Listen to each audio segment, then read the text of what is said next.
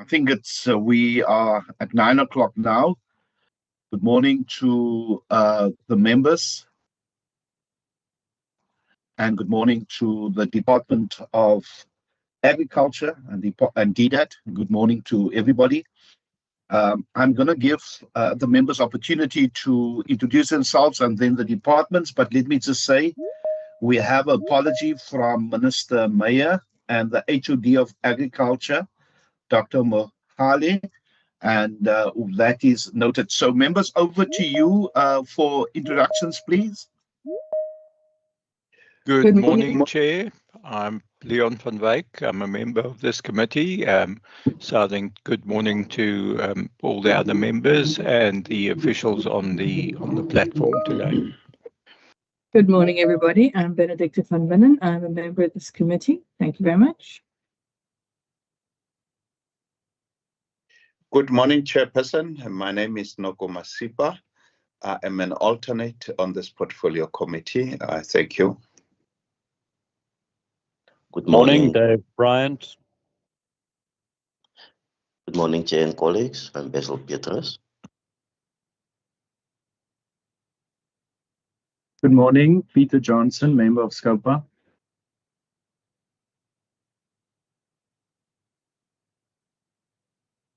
Thank you. And then we give Department of Agriculture and then the Department of DDAT, and then also Casidra's with us for introductions. Thank you. Good morning, Chairperson. My name is Lindy Govender. I'm the Chief Financial Officer standing in for HOD Mohale Sibopetsa.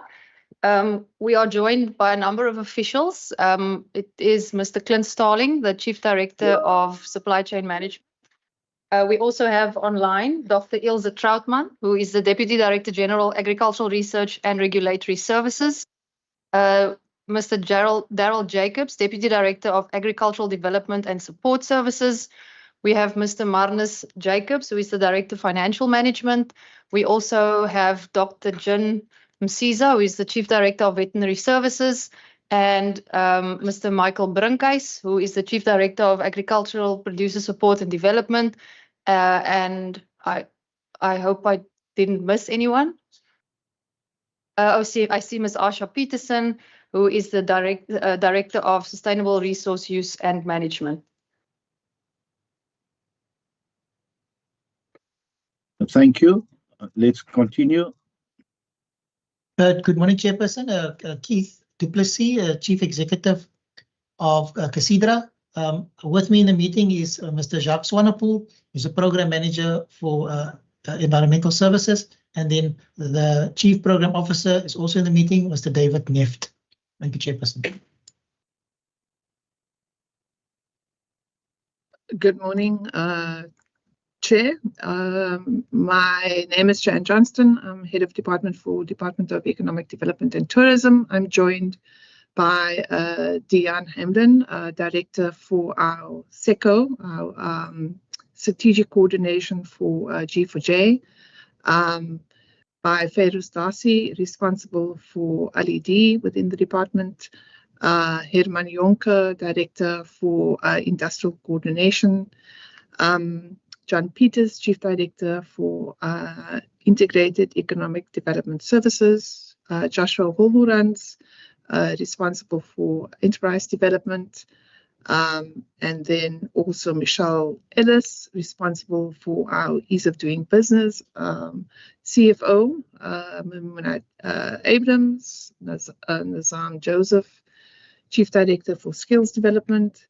And Rashid Tofi, DDG for our economic operations. Just to note, we will be joined a little later by Ilse van Schalkbeck. She's our acting DDG. She's currently attending a workshop with a delegation from South Korea. Thank you. Thank you very much. And I see there's more members that joined us. Members, just introduce yourself.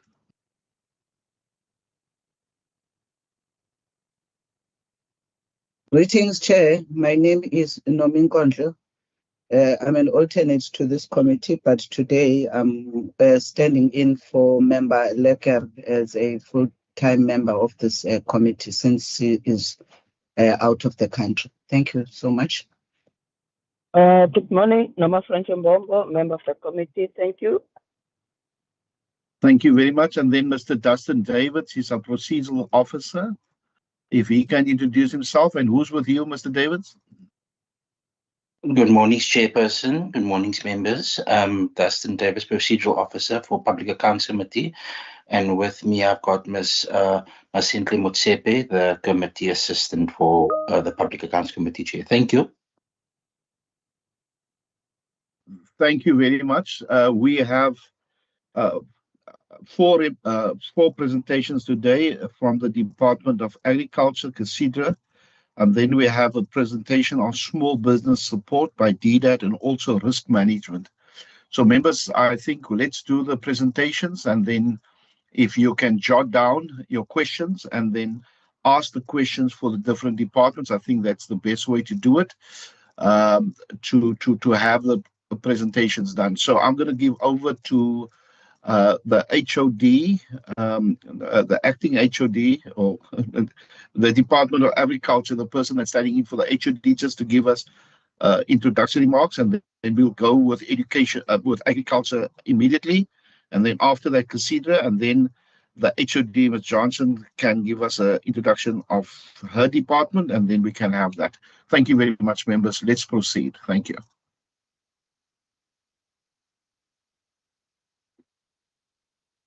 Thank you very much, Chairperson. We're just trying to switch our camera on.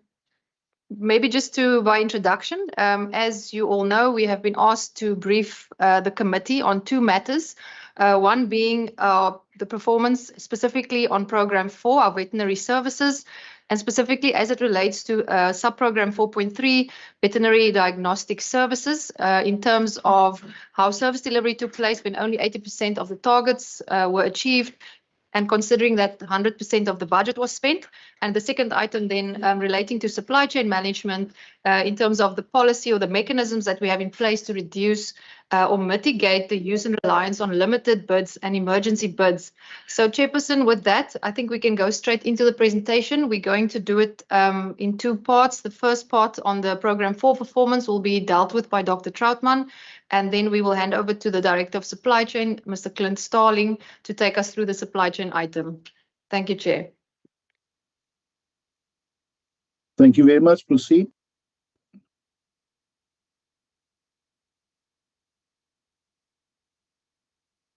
Good morning, Chairperson, members, and members of other departments. Thank you for the opportunity. I hope I'm fully audible. Yes, you are. You may continue. Thank you so much. I'm just taking the meeting from Bredasdorp. Colleagues, just a few departing points before we get into the nitty-gritty of the table in front of us. First of all, and you will see it in the next slides coming, but a few departing points is that the discussion is all about the Provincial Veterinary Lab of Program 4, and specifically about the veterinary diagnostic services. And you will see in this table that it had two targets, it achieved 0, and we would like to just give you a background on why this happened and the matters pertaining to this. Now, the two indicators we're talking about is a transversal indicator 441 and a provincial indicator 441, the number of lab tests performed, and the operating word is performed according to approved standards, and the latter one, the total number of vet public health samples tested. So keep that in mind as we progress into the rest of the slides. Thank you, CFO. Pertaining to the budget, we had a budget of just over 23 million. We spent all the money, so it was 100% expenditure, but keep in mind no performance in terms of the output of the indicator. Next slide. Chairperson and members, the Provincial Veterinary Laboratory just outside Stellenbosch is 52 years old. It was 50 years old when we decided, on the advice of DOI, that they are not prepared to do any maintenance on this building anymore because it's extremely costly, it is old, and they suggested a total refurbishment of some parts of the building. It was an expense of more than 23 million. And you will know that with many old buildings, as you start with the maintenance and refurbishment, you discover all types of snags coming your way. And that was exactly the reason why the expected completion date of November 2023 had some challenges, and we could only open it in May 2024. However, the operations of the lab started on the 1st of April 2024, which meant we had a 5 months delay in operations. Now, the lab provides services to most of South Africa. It's not only the Western Cape. It is an ISO 17025 accredited laboratory, and going with accreditation comes a lot of expenses and regulations that we have to adhere to. Next slide. Now, we have some must-pays. And as the heading says, we spent 100% budget versus 80% performance of the program. Now, we have the system, the LIMS system, that we have to pay the annual licensing fees, although the lab was not operational. We had to pay SANA's maintenance and licensing fees, and then we had, during the closure period, had to do some calibration, much needed calibration of some equipment. We were also informed by DOI that with the new building, no office furniture will be provided, and we had to secure that. And then obviously with new buildings, new equipment, the entire network cabling had to be redone, which also incurred some cost. Now, I must clearly indicate that there was no service delivery impact. From stage 1, letters were furnished to all the clients, signed by the HOD, to keep them informed on the progress, what will happen with the lab, what will happen with the sampling, and the progress on the refurbishment. Now, very important, we did not leave the clients in the cold. The clients were provided with an entire list of alternative laboratories that could do their services. So during this period, we had no service delivery breakdown on our side nor on the side of our clients. Also very important is to note that as we progress, then we inform the clients when we will be finished and when is the expected time of delivery. But as stated earlier, it was a 5 months delay. And also the last point on that slide, Chairperson, we do bovine brucellosis testing for Western Cape clients at no cost. It is an annual service to our clients, and we had to do that by an external laboratory, which meant we had to pay that external laboratory to do the services for us while the lab was under maintenance. Next slide, CFO. Now, if we go back to the indicators versus the budget, although the building was not ready for commissioning for sample analysis, most of the sections moved back to the building on the 1st of September, and they had to fit their new equipment, and it was done in phases. Fit the equipment, validate the methods, and make sure everything is up to standard. When you want a second bullet point, if you want SANA's accreditation and accreditation as a accredited laboratory also from our national department, we had to also spend some money in terms of the testing and the verification of our tests to be ready when the lab opened.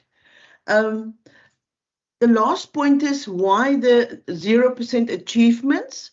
I think we indicated that all private and state veterinarians submitted these samples to external laboratories. It was not done by our department and our laboratory ourselves. And even though we paid for the bovine testing, we did not count and reported that. And as I clearly indicated in the indicated description, it says number of lab tests performed and total number of veterinary public health samples tested. So although the services continued, it was not done by our own laboratory. Hence, we have the 100% budget spent versus 80% performance. Also, just to note that we did redeploy all our staff during that period of refurbishment of the laboratory. Some of them went and worked in Cape Town laboratories, and others were redeployed at Elsenburg in other laboratories or other functions of veterinary services, which meant that our COE was also to be paid whilst the laboratory was under construction. And the final point, and I think that's the final slide, CFO, if I'm not mistaken, can we go to the next one? Perfect. That was the final slide. Just to say that during this period of refurbishment, we spent all our money. Our clients were happy and serviced. We outsourced our own services for the bovine. Our staff were fully employed and fully in service. And during this period, we did everything we could to get full accreditation. And I'm happy to say that on the 1st of April, we started again 2024 with this new refurbished provincial veterinary lab. And we got SANAS accreditation as well as accreditation from our national department. Thank you so much, CFO and Chairperson. Any questions? I'll be happy to deal with that. Thank you. We're going to do the questions afterwards, after all the presentations. Thank you. We can all proceed good. Thank with you, the Chair. next. Thank you. Good morning, Chair members. Thank you for the opportunity to present to you. So I'll be dealing with the supply chain aspect as well as the policy to reduce the use of limited bids and emergency bids as was requested by the committee. Okay, so just as a point of departure, perhaps first just to look at the National Treasury Supply Chain Management Policy and what it entails. So for the committee to note, National Treasury issued, amongst other things, a PFMA instruction, supply chain instruction 3 of 2021-22, and which largely deals with the limited bidding as well as the emergency bidding procurement. So in terms of paragraph 1 specifically of that instruction note, it does, in no uncertain terms, allow the process of emergency and urgency procurement, as well as defines it.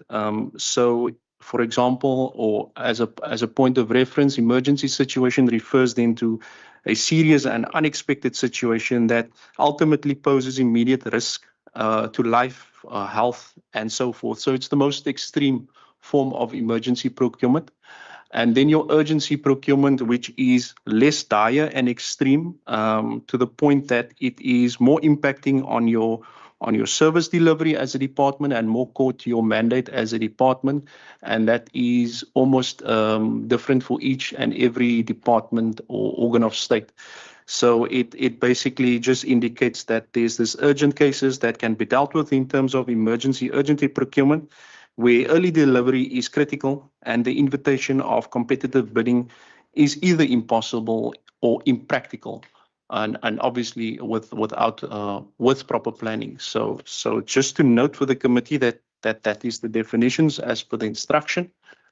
Then in terms following on from in that instruction, there is a clear acknowledgement on National Treasury side that the policy framework for limited bidding specifically is allowed for in terms of paragraph 4, and that speaks to what they deem deviations from normal bidding processes.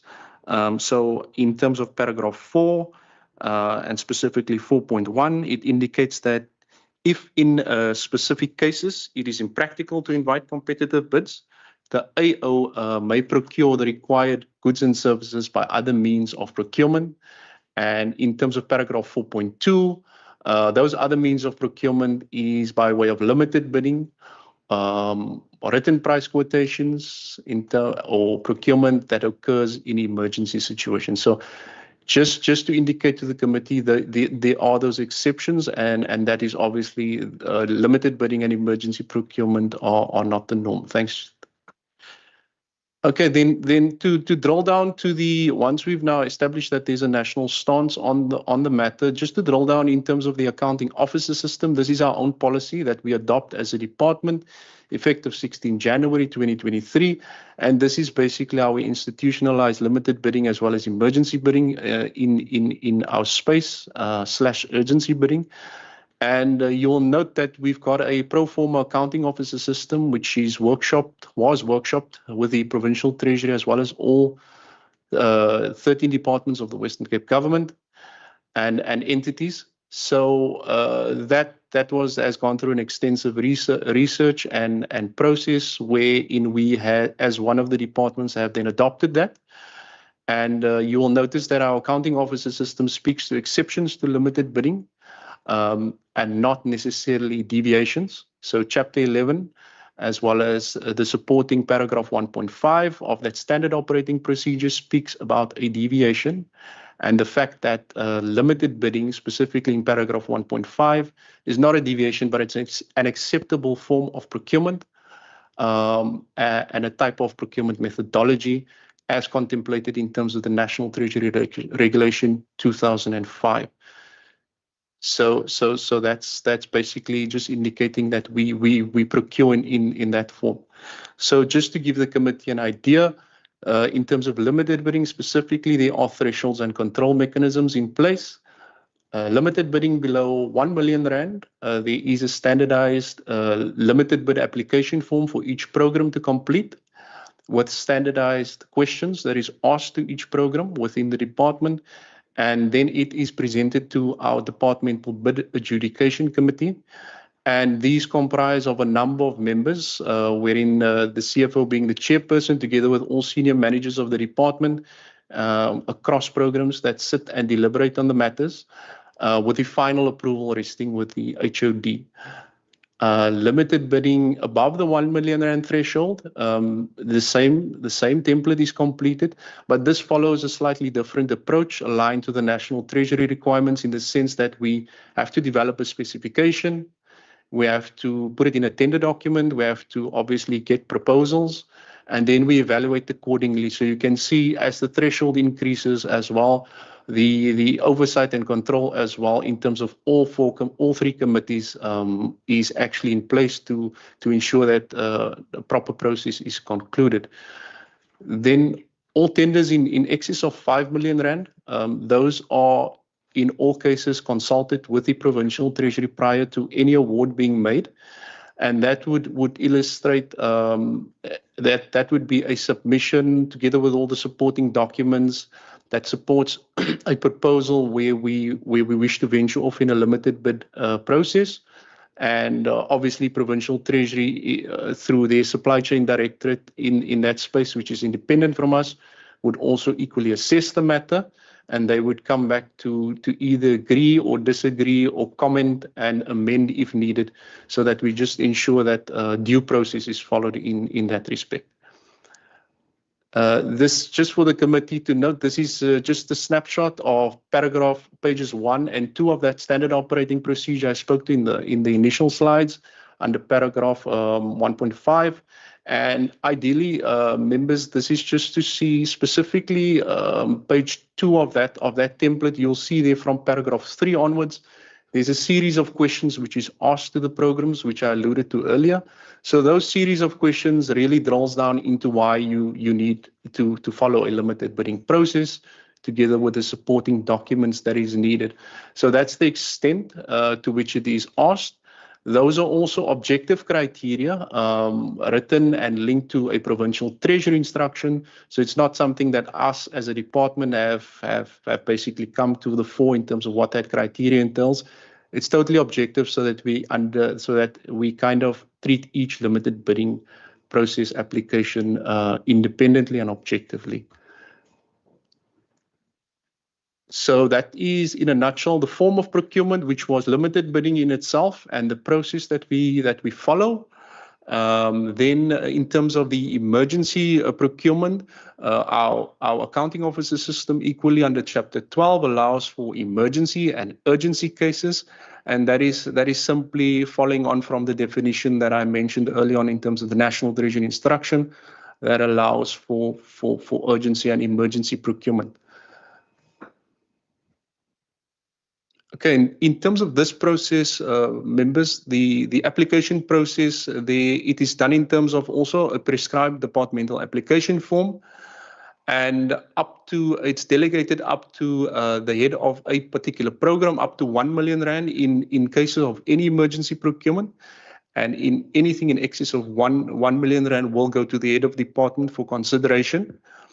All cases, irrespective of its value, is presented again by that bid adjudication committee comprising of multiple members that is ratified, albeit after the fact. They would be able to detect and advise if there was any sort of process that was not followed and recommend further to that.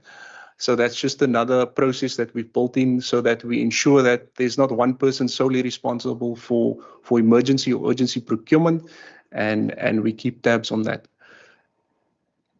This is the template I alluded to, members, and you will see this is simply something similar to what the limited bidding is trying to achieve.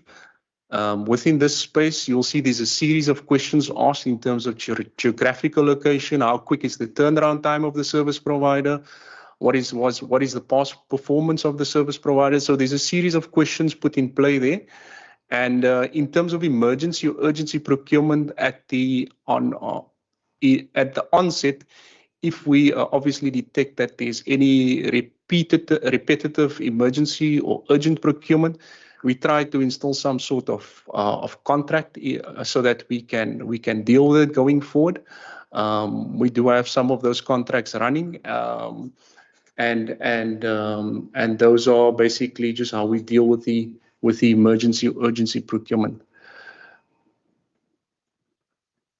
Just to give a snapshot in terms of what transpired in 2023-24 versus 24-25.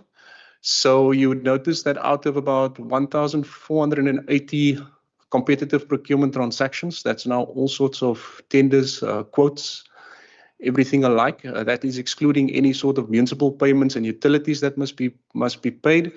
There was about 7 limited bids in the 23-24 financial year and 1 emergency versus 24-25, where there was a reduction of limited bidding to 2, as well as there was 0 emergency procurement. So that's just a snapshot of that, members. Then, as a last oversight, in terms of all limited bidding procurement above the 1 million rand threshold, there is a requirement that we always report that immediately within 10 working days to the Treasury, which we do, and to the Auditor General. Equally so, we report to the Treasury and the Auditor General within 14 days on a monthly basis as well in terms of emergency procurement, as well as procurement by other means. And that also is then reported in our annual report. So the idea here is that we report accordingly, that the Auditor General comes in, they see if we've reported, and they also assess those transactions equally during the regulatory audit that they do annually. And to date, in the past at least 5 years, we did note that there was no findings raised in terms of the emergency or limited bidding procurement, and all our findings that we did have was related to anything else in terms of possibly competitive bidding or any other matter in that regard. So in summary, Chairperson and members, just to indicate that without having to read all the detail there, what we're saying is that the accounting officer system has been institutionalized in this department together with various standard operating procedures, templates, and basically that is the basis of which we apply ourselves. We do believe that the limited bidding form of procurement is exactly that. It's not a deviation. It's an exception to the rule, and it is a valid form of procurement if used correctly and bona fide. So basically, if you use it in the right method, following the templates, there should not be a challenge. Equally so with emergency procurement, where we do pick up that we do have challenges in repetitive emergency procurement, we can look into that going forward so that it does not reoccur, considering that we've got all our checks and balances in place in terms of post-ratification of emergency procurement. So ideally, that is how we try to attempt to deal with both forms of procurement. And as the committee can see, there has been a reduction. So we do attempt as far as possible to go the open tender route in terms of quotations process or tender process as well. And where we do see practical and operational possible, we put contracts in place as far as possible. I hope that satisfies the committee. And if there is anything, thank you very much. Questions can be raised. Thank you. Thank you very much. I thank you very much for that presentation. We're going to take questions now, members. I was just alerted that some of our agricultural team is out in Pedarsdorp with the NAMPO Expo. So we're going to now take the questions of the Department of Agriculture and then release them. And then we'll go over to Casidra. So members, over for questions on those two presentations. Over to you, members. I'll just see if I see any hands.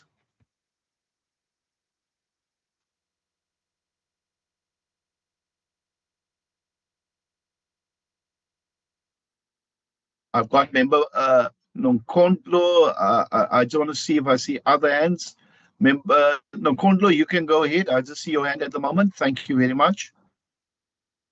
Thank you, Chairperson, and thank you to both presenters.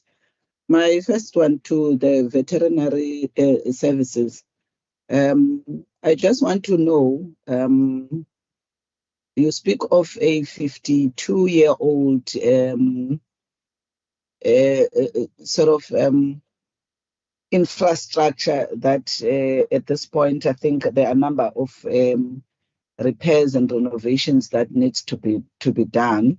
And actually, you would have then, I'm assuming that that work is underway of maintenance, as you would have indicated that you had to pay for external services on something that you would have previously been doing or getting for free. Now, just two things I just want to understand. In the space of veterinary services, for the province, what is the capacity at municipalities? Are you responsible for all veterinary-related services, including what happens in municipalities as the province? Is that how this works? And two, the type of veterinary services that you provide in municipalities, does it, or what percentage of it goes or is for informal businesses? So that's what I just want to know for now. And then my second question, Chair, would be in the department on emergency bidding. Maybe I missed the explanation of the difference between a limited and an emergency in terms of the basis of that, from the legislation, including why it is not viewed as a deviation. Because my understanding or my sense would be, anything that does not go to the market to provide what in the procurement legislation principles would be fair, equity and other, because limited and your emergency bidding actually goes out of those particular principles for the particular reasons. And for me, such means you deviate from what would be prescribed. So I don't understand the logic where it is viewed as a normal bidding, because from those principles of procurement legislation, my understanding is that you then deprive particular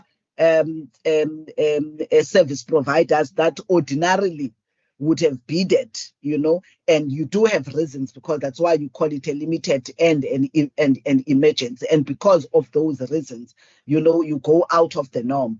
But and as such, it should be triggering, a deviation, because it's deviating from the normal practice. I'm not sure whether I'm making sense. So I'm trying to understand those issues in my head so that I understand better, I think, what the presenter was explaining. Thank you so much. Thank you very much, Member Nkondlo. I'm going to give Member Masipa and then Member Petrus opportunity, and then we can have the department to answer. Member Masipa, you next.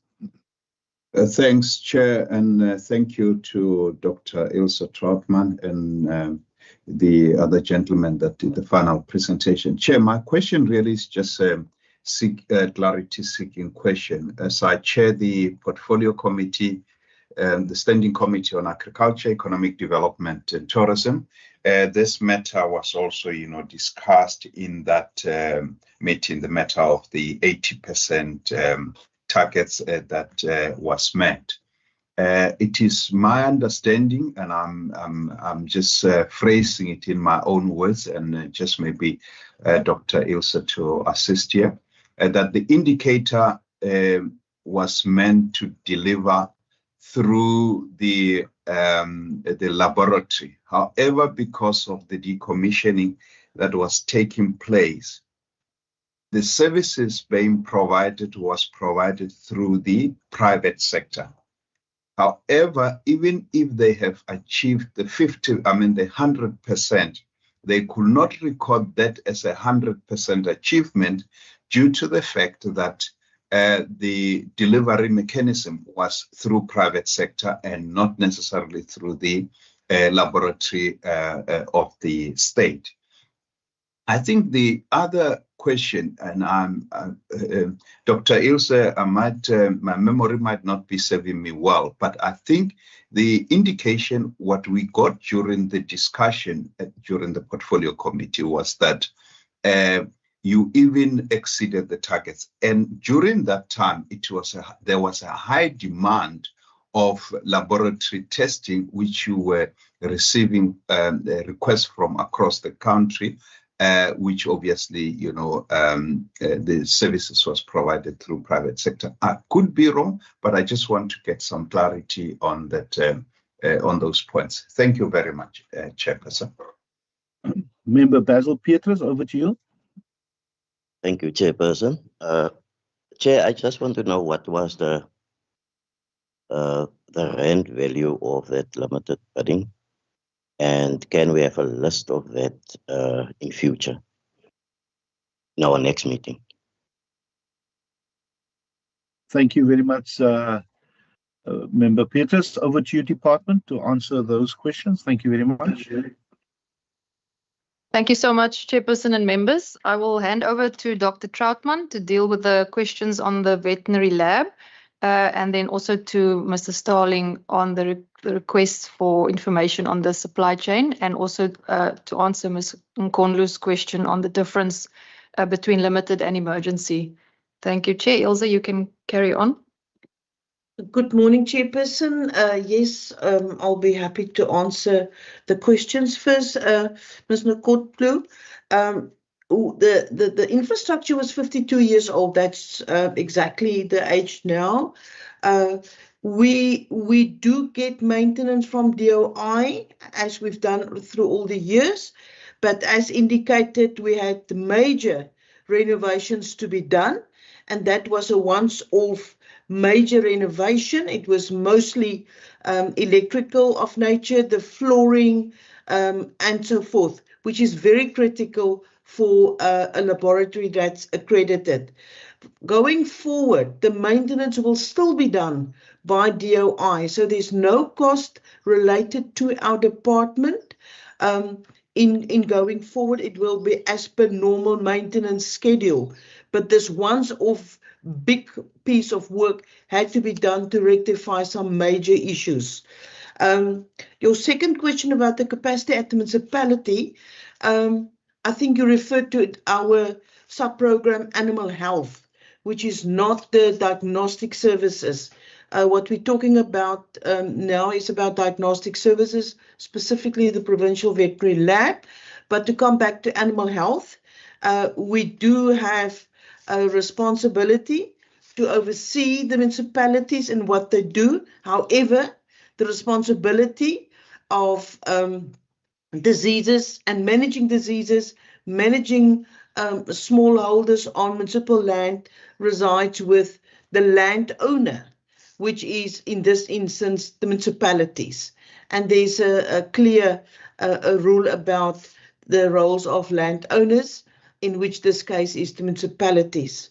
And then in terms of informal businesses, we have our regulations, what we do in terms of looking at veterinary health, looking at the abattoirs, but we can only work with what is within our mandate. There's a very, very clear mandate for the provincial and the municipal level. There's integration between the two. There's the SPCA involved, but as far as our roles and responsibilities, we cannot transgress our mandate on the municipal level.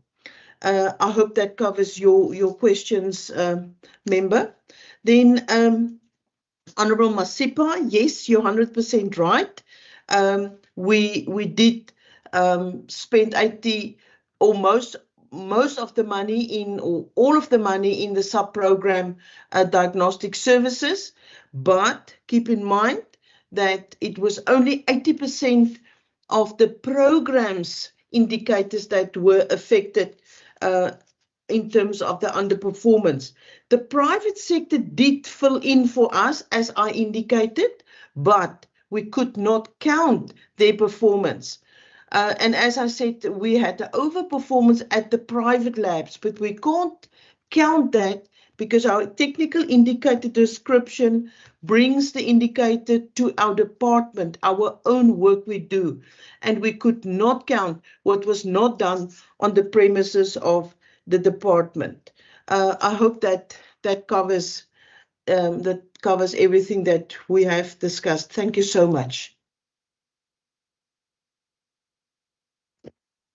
Thank you, Chairperson. Thank you, Member Nkondlo. So just to answer your question, apologies if I didn't come out clear enough. The limited bidding process is supported by a number of provincial treasury instructions. So it's quite clear the criteria in terms of which we procure. And then it's almost supported by, I would say, the template that you see in front of you being a so-called business case where it needs to be substantiated. And yes, it is an exception to the rule. But that is how the limited bid in itself is being treated. We also then regarding it as, let's call it an ethical or a bona fide request to procure based on what we have in front of us at the time, or based on the requirements that is put in front of us. For example, if there's a sole service provider that actually manufactures the product, testing the market would obviously not be viable at this point in time, because we would test the market and only a particular provider that actually has patent rights or is the sole manufacturer of the product could provide it to us. So that's basically the difference between the limited bid. The emergency bid is more borderline on like you mentioned, a deviation. So what we're saying is that the limited bidding, the emergency bidding is more your deviation and your exception to the rule, and therefore there is that slight difference, whereas one is almost an intentional form of procurement where you've assessed the matter objectively based on a particular criteria, and not simply because there's any long-standing relationship, for example, tried and tested over times, but actually particular requirements such as standards, such as technological requirements, such as and the list goes on in terms of the treasury instructions. So I think we take our guide very clearly from that. And as I mentioned before, it's not simply a motivation that sets it apart in motivating why a limited bid is needed. Albeit the National Treasury instructions simply requires you to indicate why it's impractical. I think we take it a step further, and we actually tone it down in terms of objective criteria instead, so that it's a uniform and equal playing field. So that's the limited bidding and emergency bidding. So I think if it boils down to process and to procedure, the process and procedure is there. And perhaps if anything untoward is being done in the process, whether it's emergency or urgency, it's perhaps more an ethical thing that needs to be dealt with, and not specifically the process in itself or the tender process or procurement process in itself. And over the years, National Treasury has also alluded in terms of the strategic sourcing directorate that there is other forms of procurement starting to emerge in the country, and even in the world for that matter, that we need to start taking cognizance of. So that's why National Treasury is very much in the forefront now of reforming that for supply chain, so that we can actually get the best for our rand, and not always just the one form of procurement, which is the open bidding form of procurement. There is multiple other contract management or transversal things that they are dealing with. So that is that. And then just in terms of Member Petrus's request, so the detail of that is there, member. It is on the annual report of 2023-24 on page 205, as well as the annual report for 24-25. And that is also there. If I can just check, I think it's on page 207. So the detail is there in terms of who the companies are, as well as the allocated amounts. I'm not necessarily going to go through them, but it is there for your reference, and it has followed the exact same process as mentioned now. Thank you, Chairperson and members. Thank you very much. Thank you, members. Is that the Member Petrus' hand is again up? Member Petrus.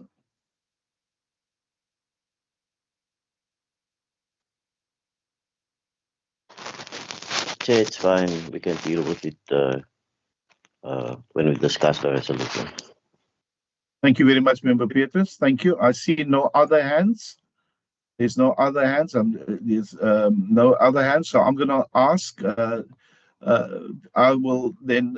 will then excuse the Department of Agriculture, and then we'll go over to Cressida. Thank you very much for the presentation. Thank you very much for the answers and the feedback.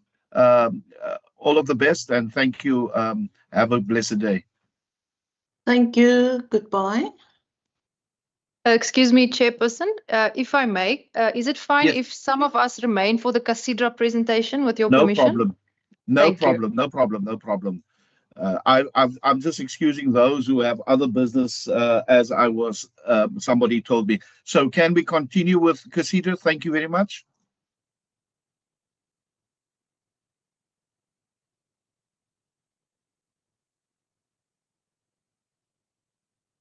We can't hear anything.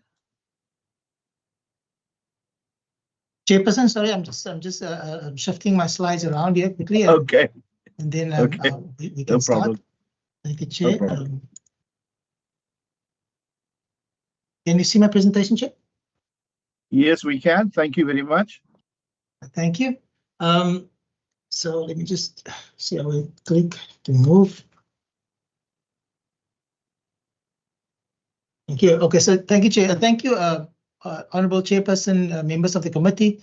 Thank you for the opportunity to brief brief you on the service delivery impact of the non-achievement of key service indicators within Program 3, poverty alleviation and disaster response. Program 3, amongst others, play a pivotal role in responding to disasters and in putting preventative infrastructure in place to shield vulnerable communities from the effects of floods, fires, and droughts. Now, unfortunately, the implementation of these projects has been hampered by delays in the release of disaster response funding from national government. The funds only became available towards the end of the previous financial year and during the current financial year. So the delay in funding had an impact on two of the indicators, namely, if I can put my pointer on, namely the number of new projects contracted for the Western Cape Department of Agriculture, where only one transfer payment agreement was signed with the Department for River Protection Works against a target of 4. Now here one has obviously to bear in mind that funding from all sources, that is public and private sector, are under pressure. And then secondly, the value of disaster funding assistance to farmers, where we implemented projects to the value of 6.1 million against a target of 35 million. Now the funding was only provided, as I mentioned, towards the end of the third quarter, which limited obviously the amount that we could spend by the end of the financial year. So for the current financial year, for example, CACIDRA has already implemented works to the value of 6.4 million and have committed to projects to the value of 26 million. And these are projects that are in the Hex River, in the Dwellings, and as well as in the Baviaans River at Genadendal. Then for the 24-25 financial year, CACIDRA planned to implement 10 projects that were carried over from previous years. So here we successfully implemented 8. The variance is due to 2 infrastructure projects that were still under implementation by year end. Now, importantly, I want to emphasize that there was no negative impact in the field.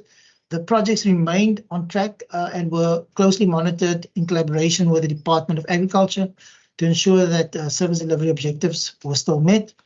I must add here that these projects are implemented on demand. So when implementation is required in certain areas, we then commence with execution of these projects. So these areas would include things like training, mechanization, market access, veterinary services, field preservation, which include establishment of boreholes and the provision of generators, as well as restoration and rehabilitation work in disaster management. For example, we had to do emergency work on a weir in a river near Franschhoek, as well as to provide drought relief. So let me just move to the next slide. So obviously the delay in funding for disaster response had 2 immediate consequences. First, the job creation potential of these labor-intensive projects was reduced. Earlier access to funds could have allowed us to employ more people.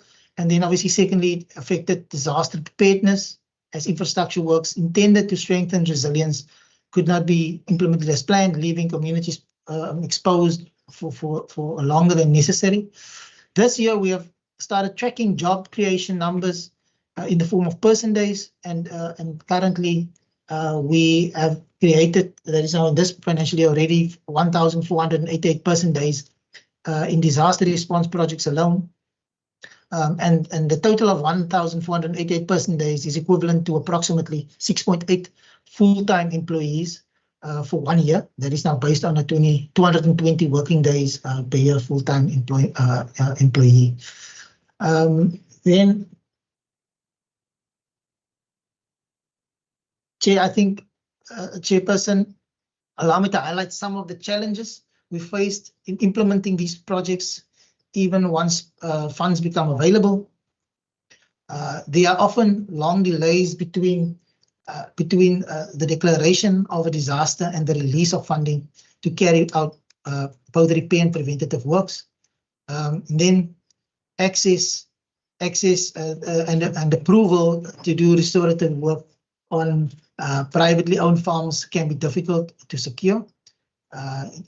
Not all farmers allow access from the get-go. And then many of the projects are located in hard-to-reach areas, and where river works are required, they are often submerged, that is underwater conditions, and this not only raise the cost, but also the demand of specialized expertise. And then finally, the delays is, in obtaining EIAs, that's environmental impact assessments, and water use licenses frequently slow down the implementation of these projects. But despite all these obstacles, Chairperson, there have been notable successes. We've made progress in felt preservation through the construction of erosion control structures. We have restored rehabilitation in key sites through river protection works, including construction of weirs and gabions. And we have also strengthened water security for communities through borehole support, including the drilling, testing, and installation of water tanks. Next slide. Chairperson, before I close off the presentation, Chairperson and honourable members, allow me to briefly share some visual examples of work completed under this program. So the first slide here shows restoration and rehabilitation works at Holsloot, where erosion protection structures were built to safeguard a vulnerable land. And then, so this is one of the flagship projects that we've implemented. This slide, second slide, captures the construction of erosion protection works in the Hex River at the Dorans, where critical interventions were carried out to reduce flood damage and protect productive farmland. On the next slide, Chairperson, we demonstrate our efforts to strengthen water security, showing a borehole supported by a sun pump system powered by solar panels connected to a submersible pump. And here, this borehole provides sustainable access to water. And then similar system was implemented at, for example, Ripwood Farm, where the installation of this system will provide reliable stock watering for animals on the farm. Honourable members, while the non-achievement of some indicators was beyond Casidra's direct control, we remain committed to obviously accelerating delivery once funds are released, and to ensure that our work continues to protect the most vulnerable communities of the Western Cape, and also protect them from the growing risk of climate-related disasters. Thank you, Chairperson. Thank you very much for that presentation. I'm going to ask members for questions, because then I can release Casidra and the Department of Agriculture. Those are still remaining. Members, is there any questions? I'm looking for hands.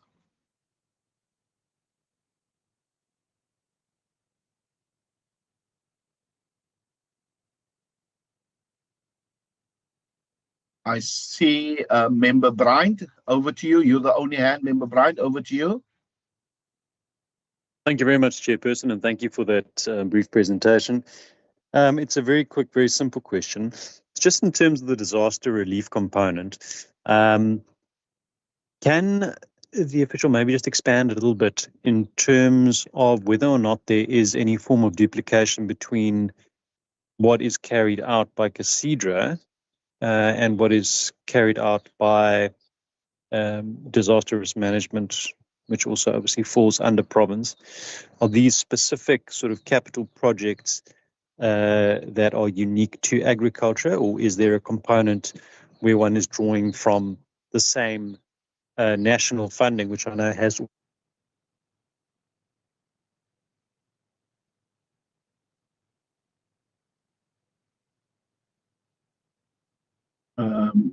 Thank you. Okay.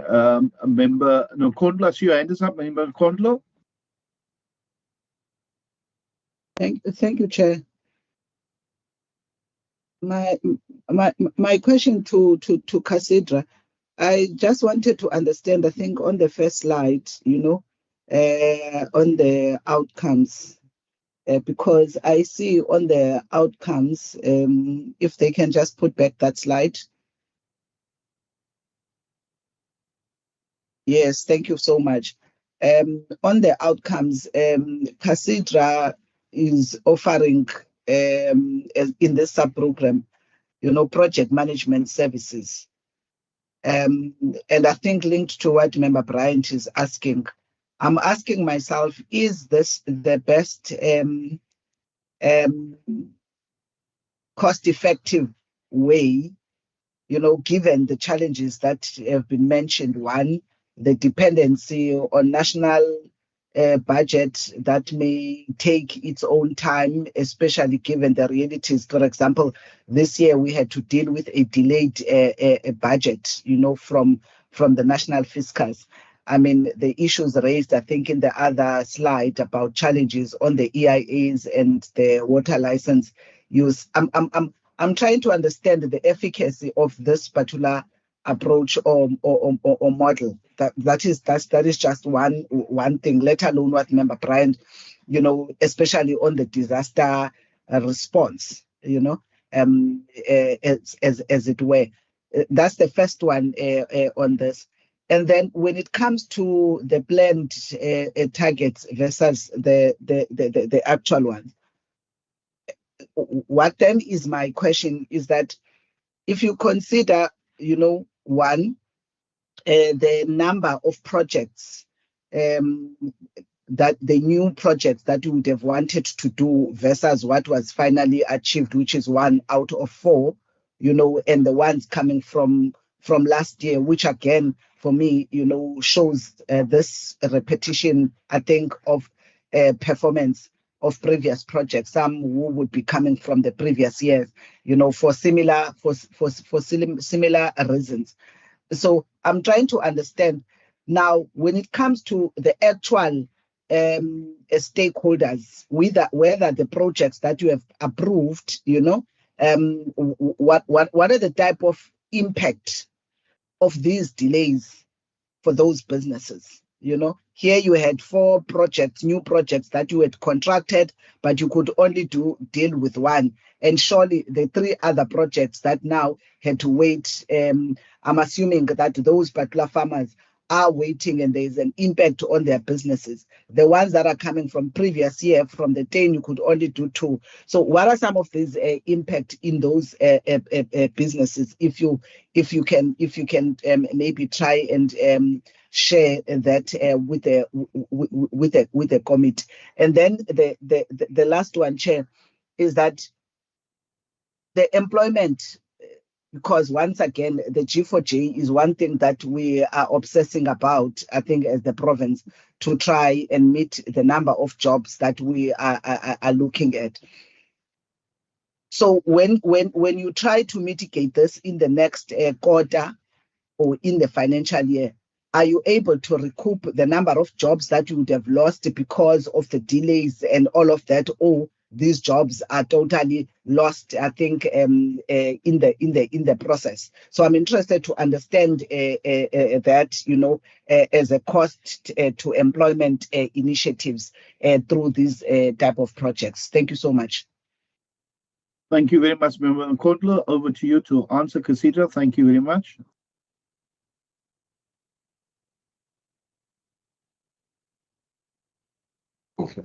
Specific. Thank you, Chairperson, and thank you, Honourable Member Bryant and Member Nkotla. So for the first question from Honourable Member Bryant, our projects are very much specific to the agriculture sector. So obviously we get guided by the Department of Agriculture in terms of where we need to implement, and obviously we work closely with players like the water boards, as well as the players like the Cape Nature, to ensure that there's no duplication. There are structures that we attend with some of these players, so that we ensure that we are not encroaching on each other's territories, if I can put it that way. We also work with DETP. Obviously also we did implementation for them a couple of years back, so we've got obviously very much close ties with them, as well as the Breeder Orange Catchment Management Agency, BOCMA.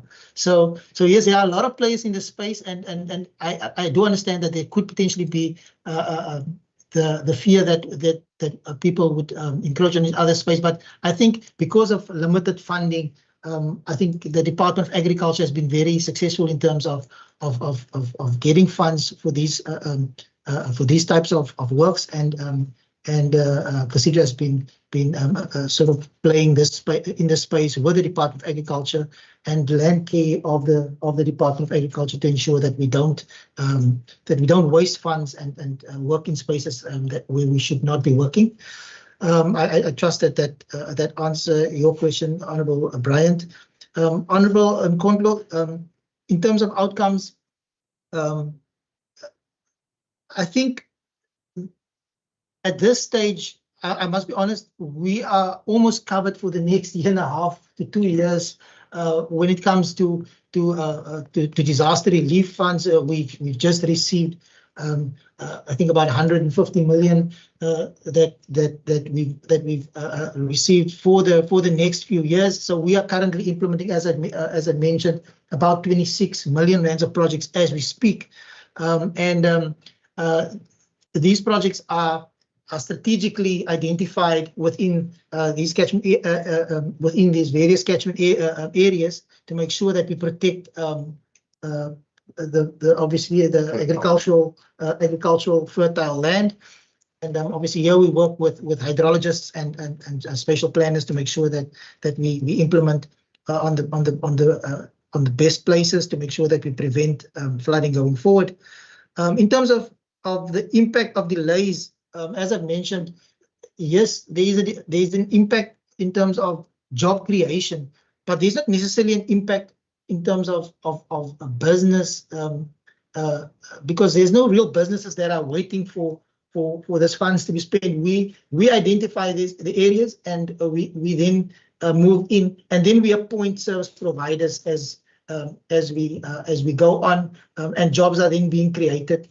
In this very obviously labor-intensive space. You can imagine that people working in rivers, clearing vegetation, putting gabions and things in rivers is very labor-intensive. So from this year on, we've actually included the indicator jobs into our KPIs, and so we make sure that we actually now track these numbers, and that's why I could say that we've at this stage, in this early stage of this year, already created about I was going to say almost 7 full-time employees for the year, just by measuring the days that people are working on the sites. So we've just started measuring that as well. So there's no real business impact on businesses because of the delays. One could argue that the businesses would have been they would have been able to make money earlier, the service providers, but I think the bottom line is that they are now employed to start creating jobs from this point forward. So yeah, so I hope I'm clear when I explain that. Yeah, Chairperson, I think I don't know if there's any further questions. And whether I've missed anything. No, thank you. Just a follow up from Member Nkondlo. Just one moment. A follow up from Member Nkondlo. Member Nkondlo, over to you. Oh, thank you, Chair. Maybe as a request for information that Casidra can then share with us these projects, so that we get information of what are these projects, what is the nature of this project, because I think the response that says we initiate the project, because I would have thought, I'm not sure how the process goes, I would have thought that this is disaster onto, farms, on farm businesses or operations. That was my assumption. If it is not, it's still okay, because as he says, they initiate. I don't understand or know what does that mean.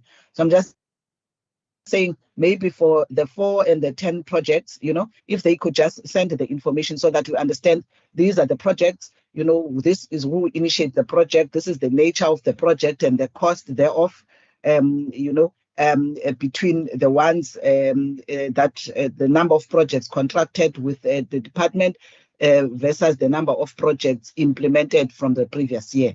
I just want that information, Chair. Thank you so much. Thank you very much, Member Bryant. Thanks, Chair. I think I'm largely covered by Member Nkondlo, but yeah, I mean, I think it's more just a case of myself as a sort of layman, not involved in that space directly, just to understand what would make a Casidra DRM style project unique in as much as it needs to be carried out by them as an entity as opposed to DRM itself. So, I mean, I don't require a direct response, but if following on from Member Nkondlo's request, if we could get that list of projects and the specifications, etc., as requested, I think that's a good step forward. Thank you. Thank you very much, Member Bryant. I'm going to give Casidra this opportunity to respond, and then they will then be excused from the meeting. Thank you. Just respond. Thank you, Chairperson, and again, thank you, Honourable Bryant and Nkondlo. Yes, no, we will make that available. We can do that, and we will also try to explain as far as possible the process in terms of how we engage with the Department of Agriculture, and as well as before we start implementing.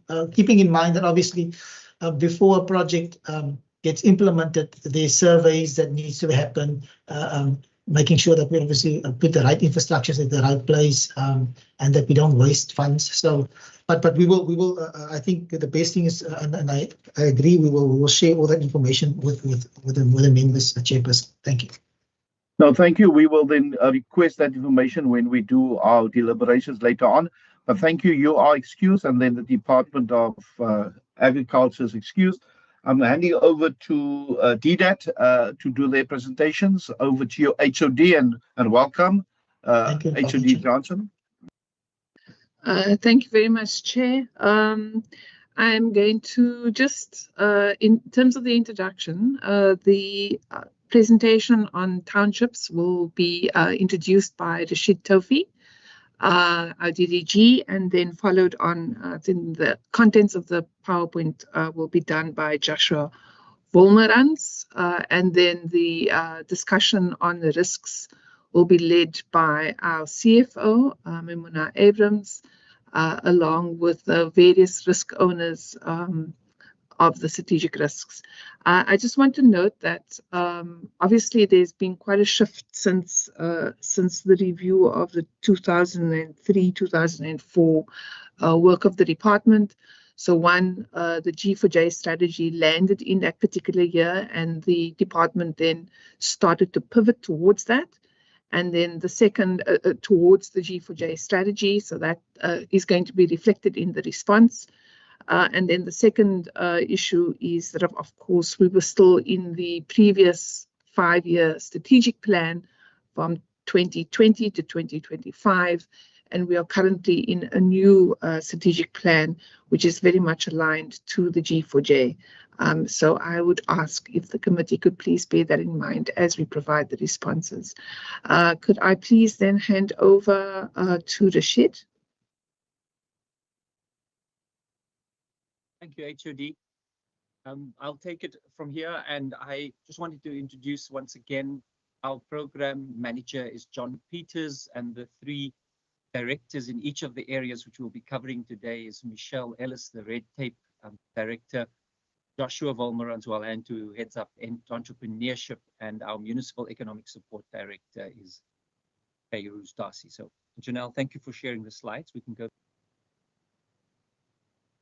So, as an overview, this is really just a summary of what we're going to be covering. We will be it is a bit of a backward-looking explanation about the work we do in the township entrepreneurship area and particularly an explanation at the end about the question raised was the underspending, but more importantly, we wanted to outline the range of things we do to support this area of our economy.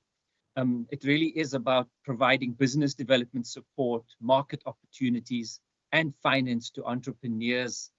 And at the same time, something which we can do, which is a lot more systemic, is to remove the red tape affecting businesses, and also strengthening the role of municipalities as catalysts for economic activity in an integrated way, because we really are about creating this enabling environment for small businesses. We will then focus briefly on the alternative energy support program we did, which was in the kind of worst dark times of load shedding. It was quite a substantial contribution we made to alleviate this for small businesses. Our booster fund program, and then various of our contractor information sessions, the networks, the ecosystem work we do, which is so crucial for this segment of society. And then we will cover the red tape reduction matters, what we do to remove the red tape and make it easier to do business. So next slide, and I'll hand over to you, Joshua, perhaps to take it straight from here. Is that okay, Josh? Are you ready? That's fine, Rashid. I can take it from there. Thank you.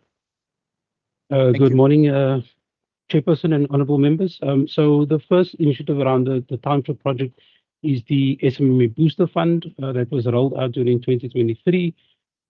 So it's about how do we look at supporting organizations that provide support to micro, small and medium enterprises in the Western Cape. So this is basically a demand-led partnership where we look at how do we collaborate between ourselves as a department, but also with the MSME or the enterprise support organizations within the ecosystem in terms of providing business development support to these micro, small and medium enterprises. So the fund in and of itself, it's about looking at either enhancing or expanding the projects on the program. So that's, and how do we then look at developing and grow SME or MSMEs through that particular support. So there is a focus also on youth, women and people with disabilities, but it's about looking at how do we also then look at strengthening the ecosystem stakeholders as part of the discussion. Next slide. So just in terms of, we've done an assessment in terms of the Booster Fund 2023. So we've had, during 2023, we supported 8 organizations to the value of 9.2 million. We also leveraged funding to about in the amount of 16.2 million. So 5 out of those 8 projects that were supported were in the township economy space. But also there were 3 others, 2 dealing with the youth category and then the other one dealing with the women category. So based on an assessment that was done, 134 of the 203 or 66% of the businesses that were supported in that sense were township-based businesses. So overwhelming majority of the businesses that were supported through the fund was from township-based, from townships. So the businesses in that sense through the fund supported machinery and equipment, mentorship, coaching and training, because we looked at a package of support measures through the fund as opposed to just providing individual support. Of those 8 particular projects, it was about 639 jobs that were sustained. In terms of the impact, 154 businesses responded to the survey. Through that, 138 net jobs were created and 66% of the businesses supported increased revenue. Next slide. So maybe just to look at that particular impact and the support, maybe just to highlight a few businesses in terms of some of the successes. So Kushle Nails and Beauty Salon, established in 2018. They provide a full range of professional nail and beauty services. They had 6 branches at the time. So before the interventions, they had 8 stores and a turnover of about 4 million rand. And through the support that was provided in terms of the Selula Foundation Enterprise Program, the Booster Fund in terms of equipment and machinery and brand aesthetics, they also received mentorship and leadership support structures, and the turnover basically increased to 9 million from 4 million, and they increased their staff to 60 staff members. There is a quote also from the entrepreneur itself in terms of saying that didn't just grow the business, but also transform how the person or the owner leads and think about growth. And it supports the open doors that he didn't even know was existed. Next slide.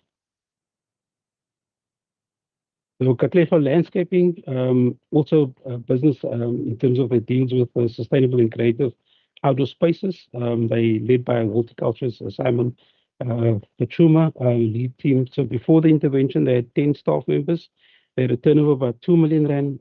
They had similar support, also supported through Salula Foundation. Post the support, the turnover grew to 3 million. They expanded their staff to 26 members. And they secured high-profile clients, which include the one and only hotel and Century City Estate.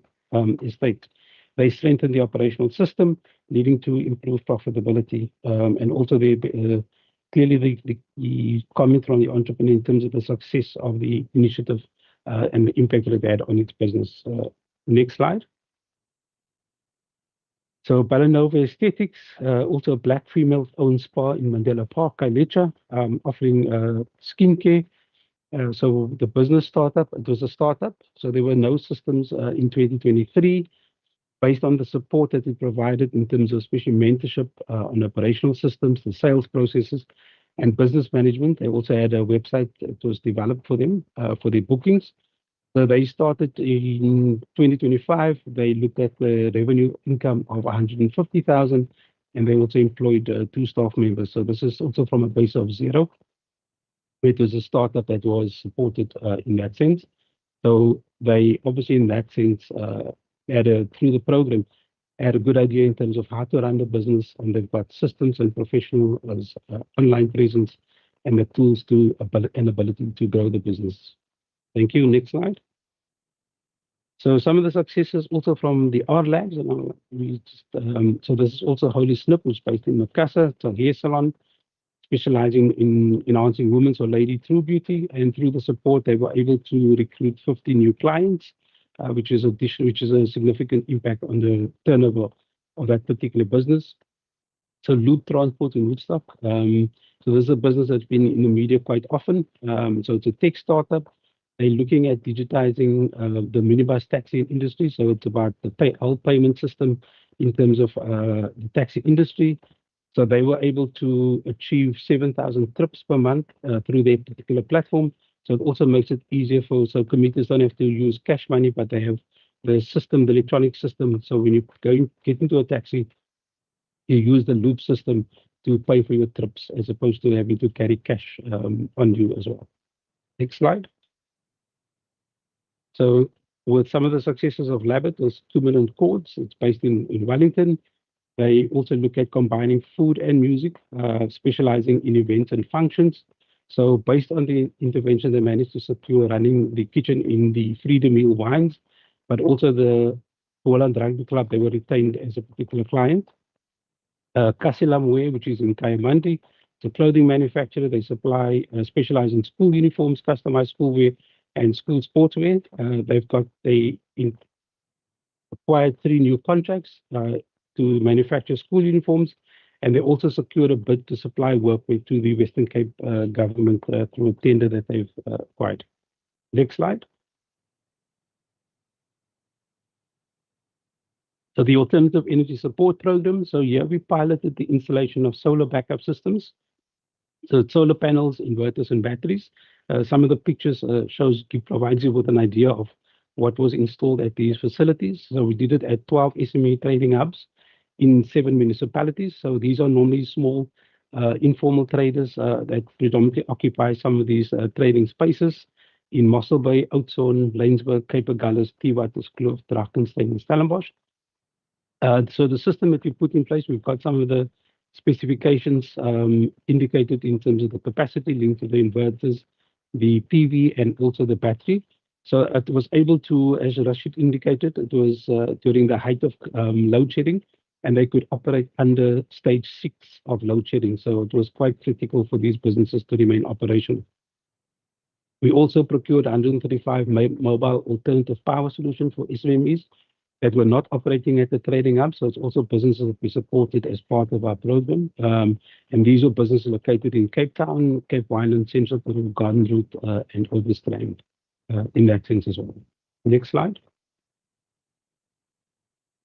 So in terms of the contractor information sessions, so we've partnered, and we generally partner with the Department of Infrastructure to engage and talk to emerging contractors on looking at market opportunities and providing them with business development support, and where they can access some of these support, both financial and non-financial support. So sessions were held in Hermanus, Malmesbury, Knysna, Caledon, and Saldanha Bay. So these sessions were also partnered by stakeholders such as the municipalities, the NHBRC, the Bargaining Council for Civil Engineering, CEDA, which is now CETFA, and then also the NYDA, and about 258 businesses attended those sessions in those particular localities.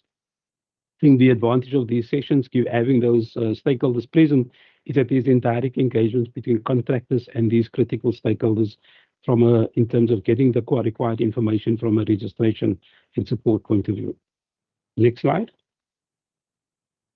So Startup Tribe. Startup Tribe is a global initiative and is active in 27 countries and 421 cities across the world. So they are a key player in terms of the entrepreneurship, and they provide online entrepreneurship academy that focus on providing learning material to help people start a business and also grow the businesses. So the department in that sense has facilitated for municipalities access to digital entrepreneurship or the academy at no cost to the municipalities. And I've also, they provide bespoke syllabus, and the academy is hosted on participating in terms of the municipalities' website. So they use digital platforms, and they offer short practical courses that entrepreneurs can go into. So it's about focus is on how do you start your business, but also then how do you grow the businesses. So 8 municipalities in the Western Cape already established academies. Just for time, Chair, I'm not going to go into the links, but there is, members can go into the links and see what support is available to the municipalities on the online platform. Next slide. So the department conducted a significant amount of outreach programs where we collaborated with a diverse network of both public and private sector partners. And it's through basically workshops, seminars, and it's about how do we look at increasing awareness, people's understanding in terms of access to key economic information for micro, small, and medium enterprises. So we've had about 52 outreach events, which we engaged about over 2,000 SMMEs, and we've developed through that process about 39 strategic partnerships. So the key efforts span a wide range of economic sectors, which include manufacturing, agriculture, ICT, tourism, and services. Next slide. So Chair, just in terms of the underspending, so there was an amount in particular of 569,738. So it's two. One was with the College of Cape Town. So it's one of the initiatives under the Booster Fund. So the department realized that the funds to be allocated by the college would not be spent, since they were unable to provide us with the associated deliverables. So that's why there was a particular rollover for that amount. And Chair, the 269,000 in particular for Innovative Trust is that as part of their program, they build in the mobile alternative energy source, which then, because of the department rolled that out in initiative in the current financial year also, some of their businesses then access that support. So therefore 269 was therefore not paid to Innovative Trust, and there was a savings in that sense. Next slide. So in terms of the red tape reduction and looking at how do we look at the ease of doing business. So there's 3 focus areas in terms of how do we improve the business environment. It's about looking at binding constraints and systemic constraints. How do we eradicate red tape and resolve ad hoc delays and blockages? So in terms of the red tape reduction, there were key pillars around regulatory reform, then improving government systems and procedures, direct interventions via case management systems, and then also the ease of doing business culture and communication. I'll get into some of the details, Chair, in the next 2 slides in that sense as well. Next slide.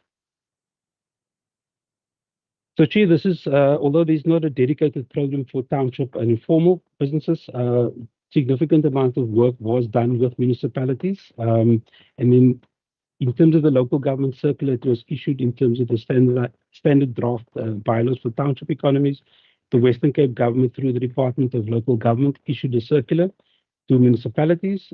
In that sense, we provided support to municipalities in terms of their bylaw enhancements.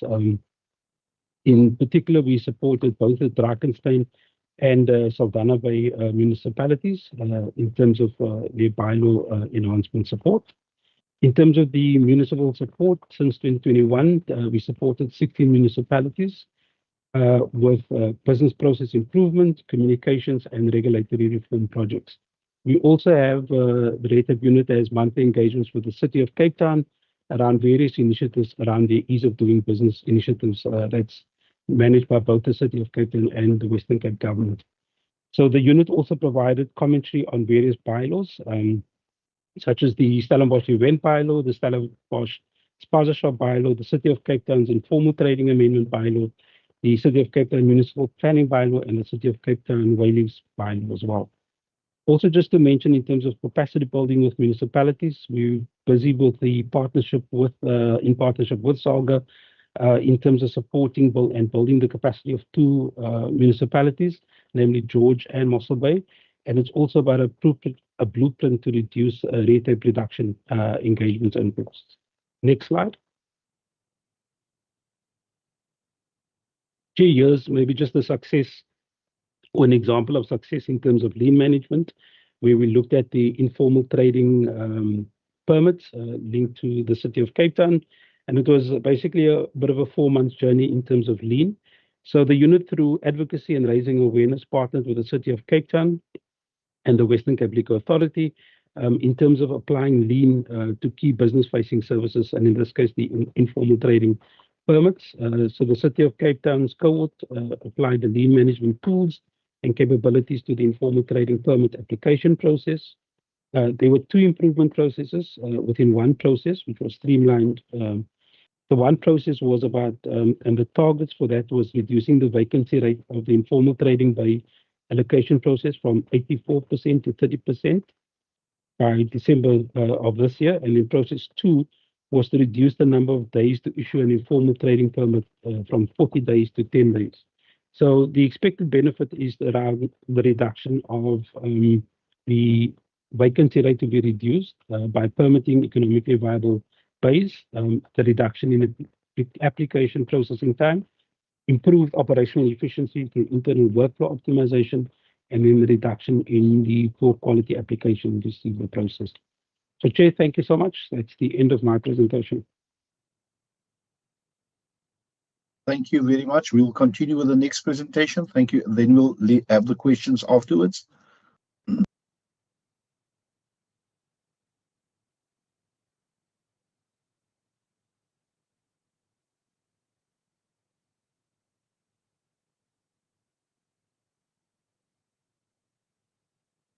Good morning, Chair. Good morning, members. Good morning. We can hear you. You can go ahead. Hi. I'm going to assume my presentation is visible. Yes, we can see it. You can go ahead. Okay. So thank you, Chair. Thank you, members, for providing me with an opportunity to present on this topic. This presentation attempts to answer your question that was posed on how does the department manage the strategic risks, thereby ensuring that they actually achieve the predetermined objectives. I think, as Joe has highlighted, the presentation is going to be done by myself as well as the acting DDG Ilse van Skalkwyk, Rashid Taufi, and then Ms. Cheryl Julius, the Director of Strategic Operations and Support. The sections that I will be dealing with is just to provide a policy perspective or a risk management process perspective, and then the risk owners will go into the details in terms of how they actually manage and mitigate their risk to achieve the predetermined objectives. So I think to start off with, it's very important for the department, and I think that's where the question also comes from, to ensure that we have effective risk management processes in place that allows us to not only protect our predetermined objectives, but also ensure that the delivery, as outlined within our Growth for Jobs strategy, targets, etc., is actually achieved. I think we're all aware that if we're not able to actually identify all possible risks, we run the risk. We're at risk of not achieving the objectives and the targets, etc., that we set ourselves as a department. So the department itself is guided by the ISO 31000 standard, and we implement a process that's aligned to our provincial enterprise risk management policy. Very important for us because it then allows for a standardization across the provincial government in terms of how we roll out the risk management process. Risk is also considered at every level of planning and performance monitoring. And I think the important point to make is that if the risk management process is done effectively, then the department would be able to protect its predetermined objectives, but I think more importantly, it's able to actually achieve the delivery it set itself in terms of its growth for jobs strategy. So the risk management process itself is, I think the best way to look at the risk management process is to look at it in terms of 7 stages. Starting with stage 1, where the context is being established and where the department needs to look at all the key strategic documents within its environment. And this is not only in terms of the departmental strategic documents, but also the documents in terms of PSP. So what do we want to achieve? What do we need to achieve? What does the APP say? What's our predetermined objectives? And more importantly, what's the targets that we set ourselves in terms of G4J? Then once we've actually established that, is to then look at what are all the risks within this environment, but at the same time, what's the opportunities that's available to the department whilst we're trying to actually manage the uncertainties that could potentially hinder our achievement of our growth for job strategy. Then we go into a process of analyzing this risk, and this process looks at all possible inherent risks against the strategic plan or strategic objectives that we set ourselves. And what's important for us is to also look at what's the contributing factors that is causing or could be causing this risk to actually realize. And at the same time, we then look at what is the potential controls, the current existing controls that we have that will help us to actually mitigate this risk. This whole process for the province aligned to the risk management policy is done through a tool called bow tie methodology, which I'm not going to go into, but just I think for the committee to note, we use the methodology in terms of the bow tie. Risk is then evaluated, and as a department, we then decide what's our appetite for these risks, what are we willing to tolerate, or what's the tolerance levels, and then based on that, we decide to either treat the risk, tolerate the risk, terminate the risk, transfer, or from an opportunity perspective, can we exploit that risk? Then we move into a monitoring and review process. I think like any good strategy, making sure that we are also watching these risks, monitoring this risk, looking at whether these potentially emerging risks that has come into the environment that will also affect our objectives. And then lastly, we then report and provide assurance in terms of the risk. So the process itself for risk management is across 3 levels within the department. And I think this is an important point to make because it also again speaks to how we're able to manage the risk or mitigate the risk in terms of our predetermined objectives. Starting off with the strategic risk, this is where we look at all our strategic plans, G4J, our 5-year, the PSP. And again, as I said, the process we then follow for this risk management process is to look at the strategic nature of these things. Then we go through a whole, I'm not going to again repeat the process that we follow, but the important thing to note here is that the accounting officer, the ExCo, and the GovCom actually plays an important role in the identification of the strategic risks. We then move on to what we call the program risk or our APP risk. And again, same process in terms of risk management, but in this case, the owners of the program managers. And I think, again, very important to note is that risk also feeds into each other. So from a program risk perspective, which is where your APP is sitting, any risk that is being identified here, especially with the risks of a high or the risk itself is of a high profile, it will feed into the strategic risk. So we're not able to manage it effectively, or it sits outside what we call tolerance level. It actually moves into your strategic risk profile. And then lastly, and more importantly, is our project risk. And this is where the project managers, through their planning processes and project management process, identifies all risks that could potentially impact on the projects. The previous speaker spoke about the SMME booster funds. That would be a very good example where we would, before we even roll out the SMME booster project, we will then identify at the project level all potential risks that could impact on the success of that program. And again, just to repeat, if this process is done effectively, it should ultimately lead to us mitigating all our risks, but I think more importantly, achieving the objectives that we set ourselves as a department. So I think the important point to make is that the risks are integrated across all levels.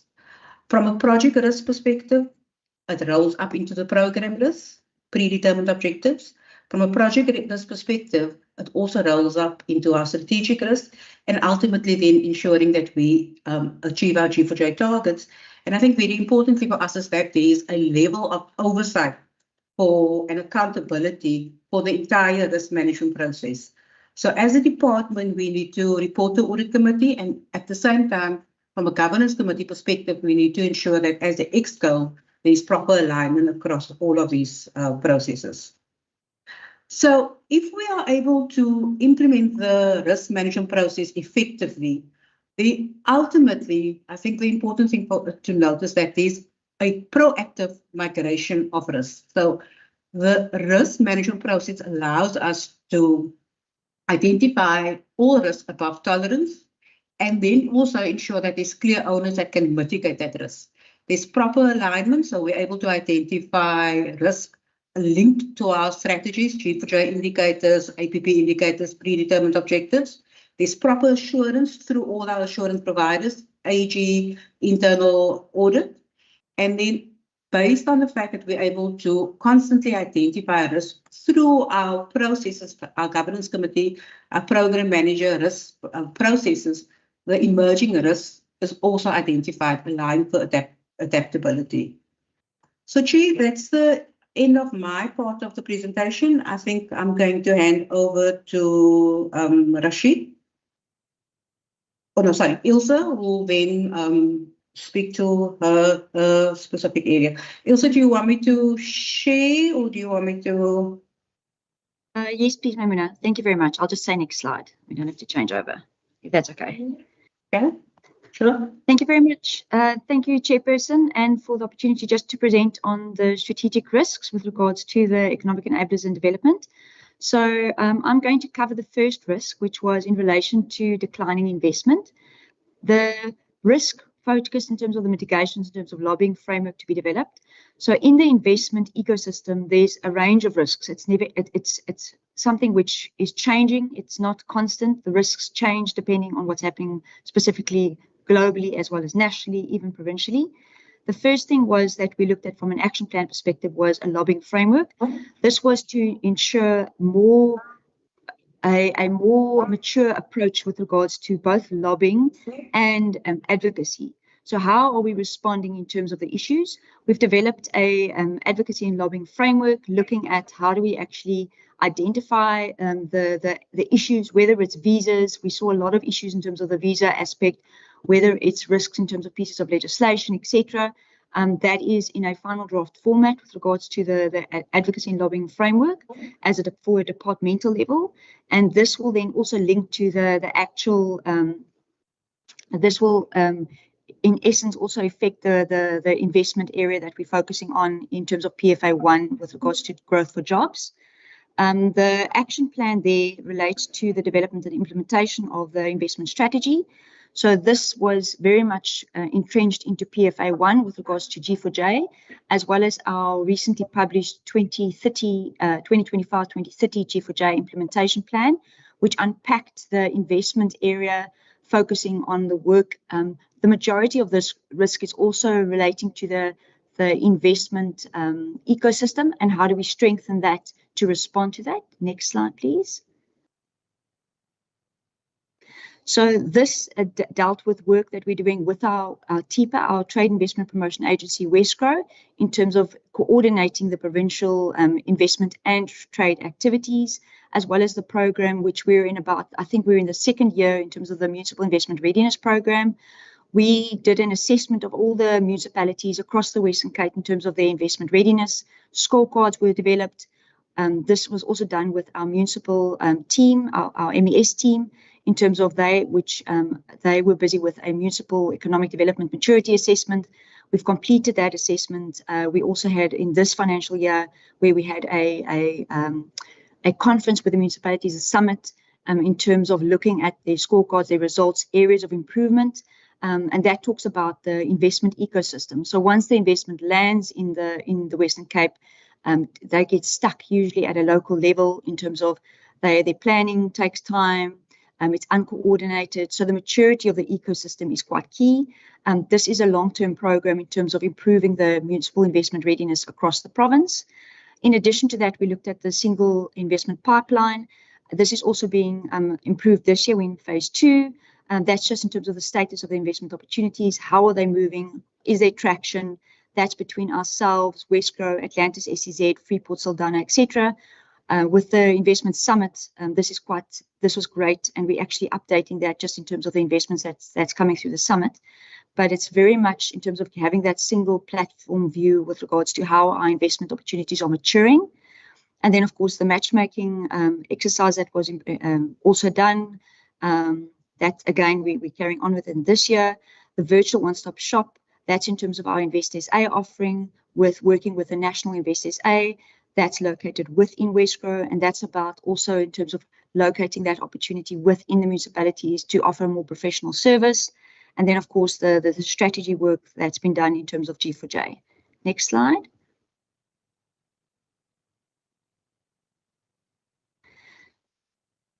Yes, so I've mentioned that. I just wanted to focus on 3 things here in terms of the action plan. This was the one big key binding constraint we've identified was the visa work. That was the first, I think we're in phase 2 now. The research, the impact assessment was done. It was presented to Cabinet, approved. We're implementing the visa advocacy and lobbying action plan. We're working with Home Affairs in terms of that, so that's on track. This also contained a linkage in terms of the critical skills visa.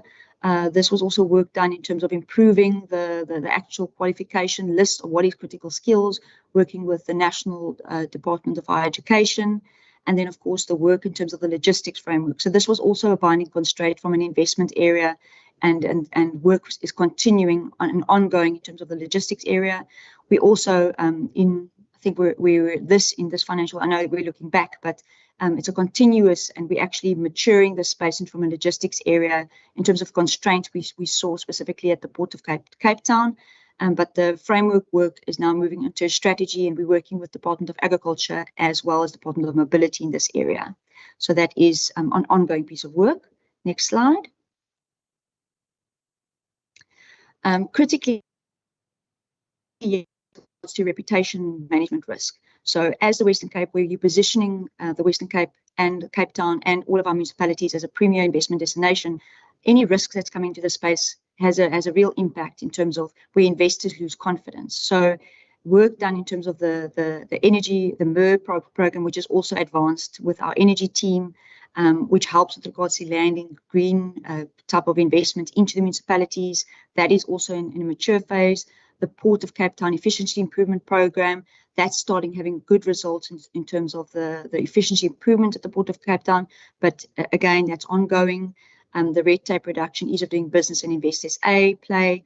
That is a coordinated effort between work both from within the department as well as Wesgro, etc. And of course, the strong linkages in terms of national. Again, that has a direct impact in terms of business confidence and investor confidence in the Western Cape, and the development of our strategy, as well as G4J in terms of PFA1, and then the investment ecosystem mapping and support programs, which is ongoing, and the readiness program I mentioned already. Next slide.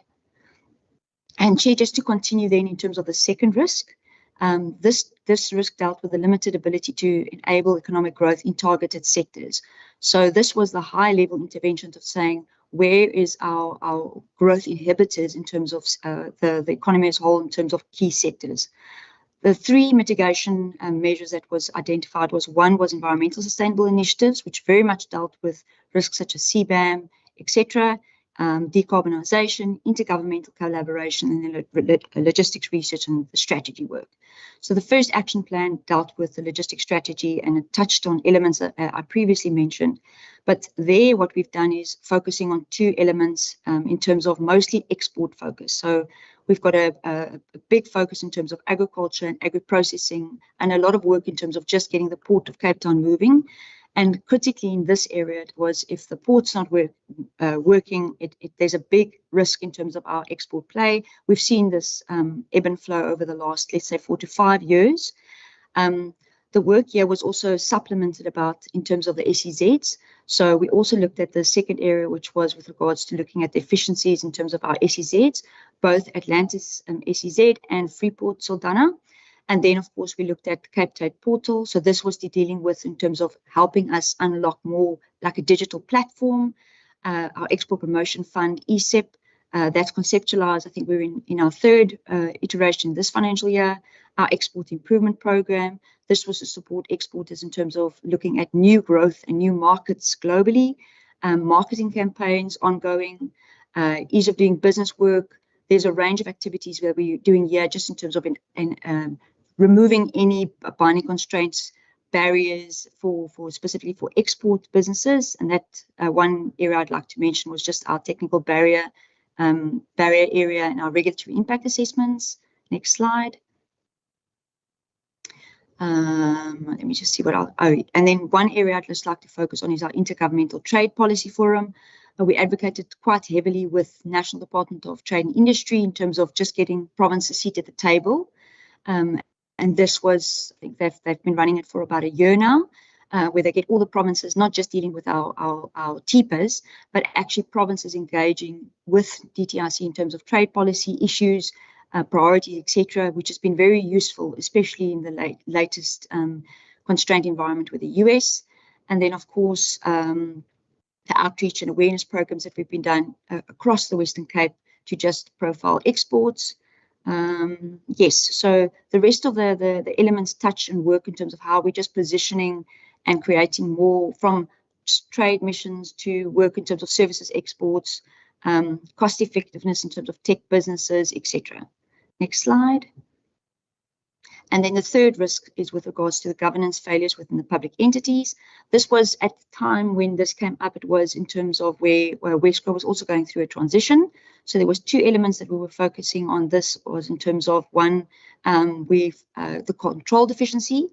So we've done work that was concluded was the finalisation of the guidelines with managing government entities. This was done by Provincial Treasury and finalised and approved. It was also presented to all of our public entities with PT. Also in terms of the financial management review of the shareholders compact and etc. work, this was done with Maimuna and her team. We've also, in terms of just strengthened our operational capability in terms of the oversight with regards to Freeport Saldanha. We've also have very regular visit or more like oversight as well as engagement, quarterly shareholder engagement with the boards and the relevant leadership of the entities with Minister. And we've also done PFMA induction sessions with the entities as well. There was specifically in this financial year when this was relevant, we had a big board change over, I think we have 10 new board members in Wesco. So we had that induction session, which was very valuable in terms of just setting the scene. Next slide. So the oversight to improve this was both from our YM reporting, our quarterly monitoring reporting, our engagements, bilaterals, which we now also have placed, the shareholders compact, which is relevant for our 3D entities, and then, of course, the M&E framework, which is now in place. Yes, so I think that's all in order. Next slide. Yes, only thing there that I could also mention in addition to this was that we have undertaken, there was a lot of work done by financial management to support Wesco in terms of their improving their from their auditing position, which has been successful. We haven't had any issues in terms of this. All of our entities got clean audits. So it did, in my opinion, the risk mitigation and action plans worked. We've also recently had our internal audit. They completed assessments of all our entity oversight mechanisms, and that was all in good stead. Next slide. And that's it from my side. Thank you.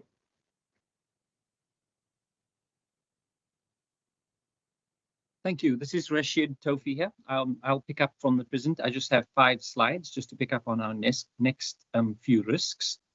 So this risk is citizens not being able to access economic opportunities and employment. Now, as you can hear from that risk, it is not something that we have control at everywhere along the value chain and across people's lives. But what we're indicating and the mitigations we're indicating is how we've, in the G4J, seen how we can make some systemic interventions. And because of the power of G4J, it doesn't always rest with economic development, who's here today. It also, as you can see, some of those mitigations means working and amplifying the work of Department of Culture Affairs and Sport, for example, in the DCAS program, and us working with the Department of Education, where we've identified that if we want to find employment to young people as they leave school, where we need to intervene is while they are at school. So we came up with what I think is an amazing initiative where we did career guidance work and teaching and training of the LO instructors at school so that they can introduce work readiness components, training modules like entrepreneurship and so forth into those programs at an education level, at a pre-matric level. Next slide. Some of the other things we've been doing is to work with academic institutions, both at school level, but also in the technical colleges, the TVET colleges, and even private training institutions, and make sure that the academic instruments that students are undertaking are industry relevant.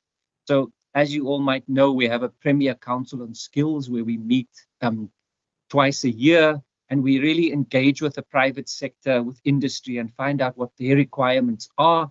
And we've been having real success each year. In the last few years, we've done at least 4 training modules, curriculum changes that have been undertaken, where the curricula that's being studied are now industry relevant, and that means the adaptability or students' ability to then get a job when they leave with that qualification is so much more, the link is so much more clear.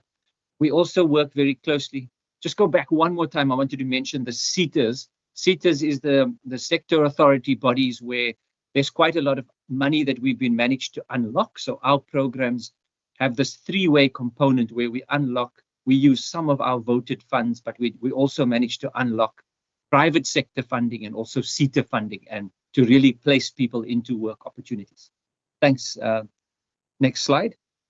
The next, this is an important binding constraint. If we are creating an enabling environment in the economy, then what we need to do is remove any red tape and make it easier to do business.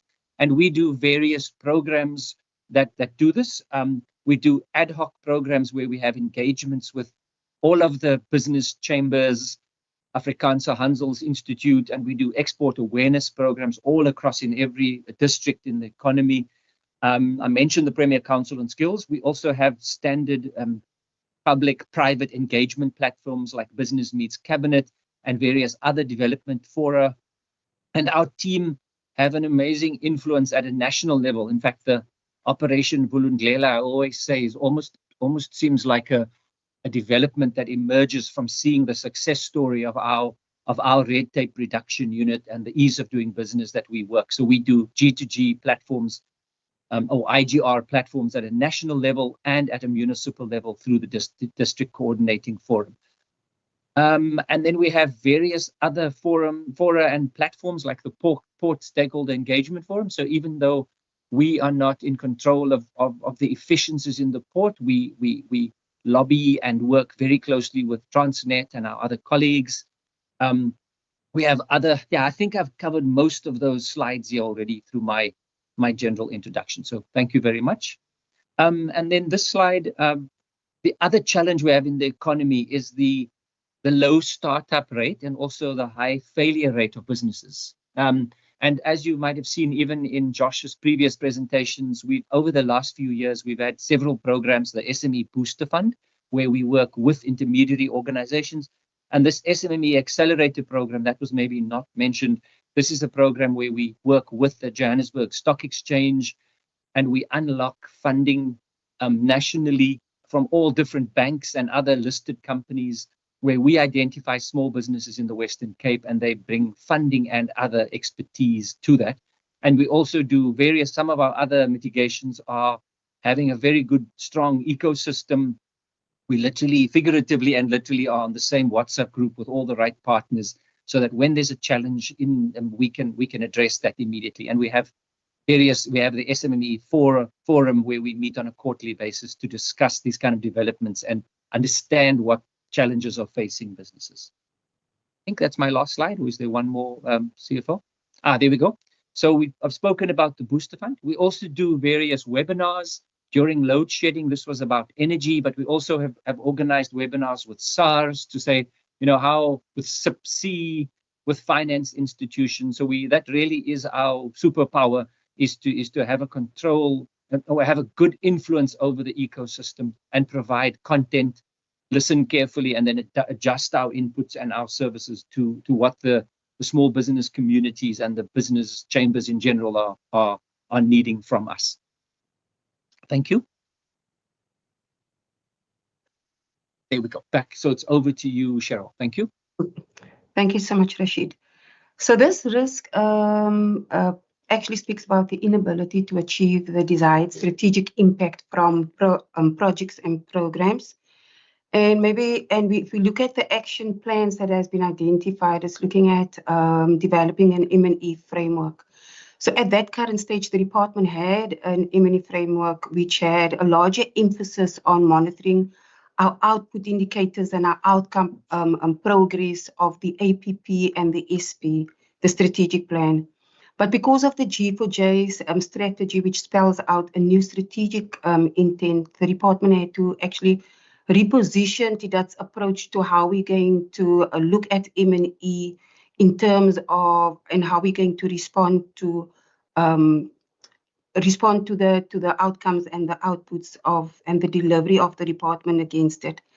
So with that in mind, that actually developed a monitoring and evaluation learning framework, which we calls the MEL. And also maybe just to respond to the risks itself, the MEL identifies some key focus areas, which the new approach to the monitoring and evaluation for the department. And some of those things included like the tracking indicators approach that we looked at, and is where indicators are now being tracked on multiple levels, which include tracking indicators linked to the G4J PFAs, looking at transversal outcomes and outputs, as well as those indicators and performances that is linked to our APPs and our SPs. And the second part of our approach that we have also looked at and which we implemented is the monitoring and the reporting, which played a very key role into how we're going to look at what we aim to achieve and how we're going to do it by what we're going to put in place. And part of that was looking at the impact pulse that we have that's in place. They are reporting actually to the steering committees on the macroeconomic performance. The second one was the PFA project monitoring that we are doing linked to the G4J systems, where indicators are tracked on the G4J systems, and also the processes that we embarked on in terms of the SPs and the APPs. And the third level of change or approach that we embarked on to respond to this, to the risk, was also that the framework also speaks now to a broader level of how we're going to do evaluations within the department. It's focusing on the program and project evaluation that we tend to do, but also looking at the economic impact assessments that we aim to do with a new monitoring and evaluation framework. But also apart from that was also looking at the transversal evaluation that we are doing across departments, looking at best practices and looking how we can improve on the way how we do things. So if we look at the action plans that was identified for this particular risk is, so everything that we encapsulated in the monitoring and evaluation learning framework actually responds to all the action plans that was identified for this particular risk. Yeah, we are looking forward to looking and the reporting on the results of how we're going to track, to monitor, and what we aim to achieve, especially linked to the G4J outcomes and indicators linked to the PFAs, and what the department aims to achieve through our outcome indicators linked to our SPs and our APPs. Thank you, Chair. No, thank you very much for this two good presentations. I'm gonna allow members to ask some questions. I know it's a lot, but very good presentations, and it's very heartwarming to see all the success stories. So members, I'm gonna ask member Basil Petrus to kick us off with his first question, and then member Leon van Wyk. Member Petrus, over to you first. Yes, thank you, Chairperson. I must agree with you. It's two very good presentations, and it gives us the information and an idea how we can assist from our side. I have a concern, Chairperson, about small businesses and assistance outside of the metro. Especially for other regions like the Garden Route, West Coast, and the smaller towns outside of the metro. Do we have a plan how we can give more assistance and to assist the people there or the small businesses there? And from my side, Chairperson, I think we must give some more financial assistance and resources for this department. Thank you very much, Member Petrus, Member Leon van Wyk, and then Member Leon van Wyk next. Thanks, thanks, Chair. Yes, I think thank you very much for the detailed presentations that have been provided here. Just looking at and listening to what has been provided. In one case, I think we were given a list of over 20, and in another case over 30, almost like project areas that DDAT is involved in.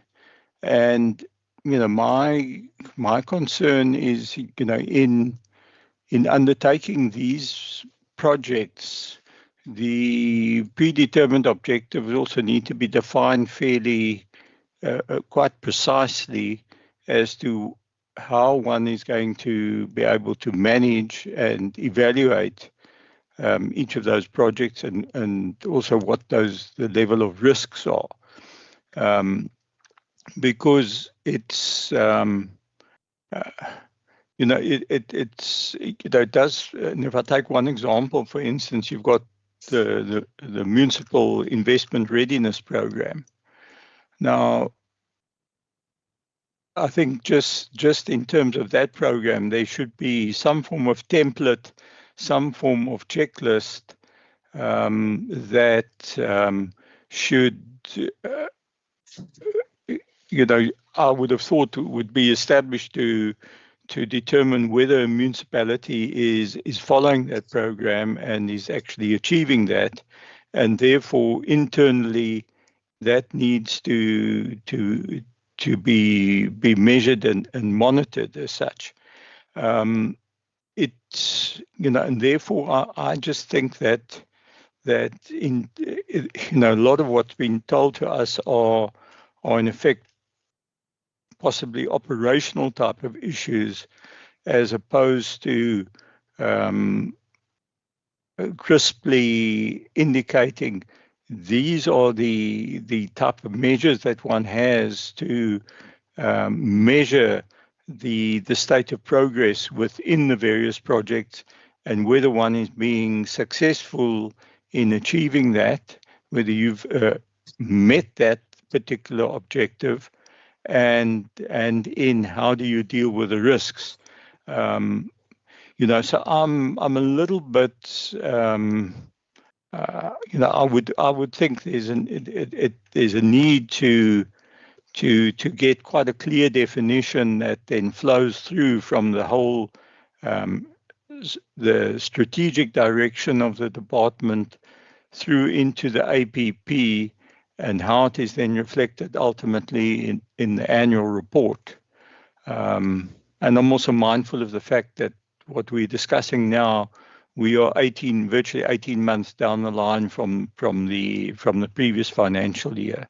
So I suppose that's just my comment, that I'm getting the sense that there possibly needs to be a more crisper definition of what we are dealing with. And I must admit, I don't have the particular annual report for this year in front of me, or the APP for that year in front of me right now. So those are just my comments at this stage, Chair. Thanks. Thank you, Member Van Wyk. Member Nkondlo. Thank you, Chair, and thank you for the presenters. I have a couple of questions, Chair. One is very interested in this department's role, you know, in the implementation of the G4J. And I think maybe starting at the last risk number 7, particularly on the broad M&E. I'm interested to know from the department is that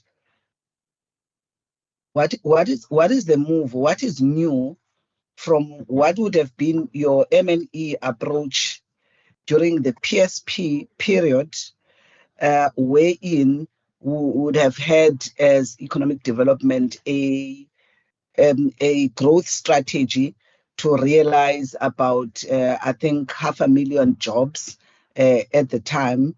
And actually, by that end of the term of that growth strategy, before we even came to G4J, actually, we did not meet that target in terms of the numbers, let alone, you know, the priority sectors wherein would have prioritized the jobs or the industries in the province. Because even when I'm listening to the risks as mentioned here, one also is not picking up, you know, amongst others, you know, the notion of the priority sectors and the dynamics in those sectors. One bigger sector, which I think was referred to, is actually what we would have seen, one, with the issue of the tariffs, you know, and also if you talk about agriculture in particular, the issue of the tariffs, the issue of, you know, climate change. So I'm interested indeed to say what would be the new fundamental shifts, you know, that helps us, you know, to sort of be able to manage. Yes, things are outside of our control, but try to bring closer in as far as, you know, achievement of our broader objectives with the G4J, you know, that speaks about what we want to achieve, a triple economy by 2030.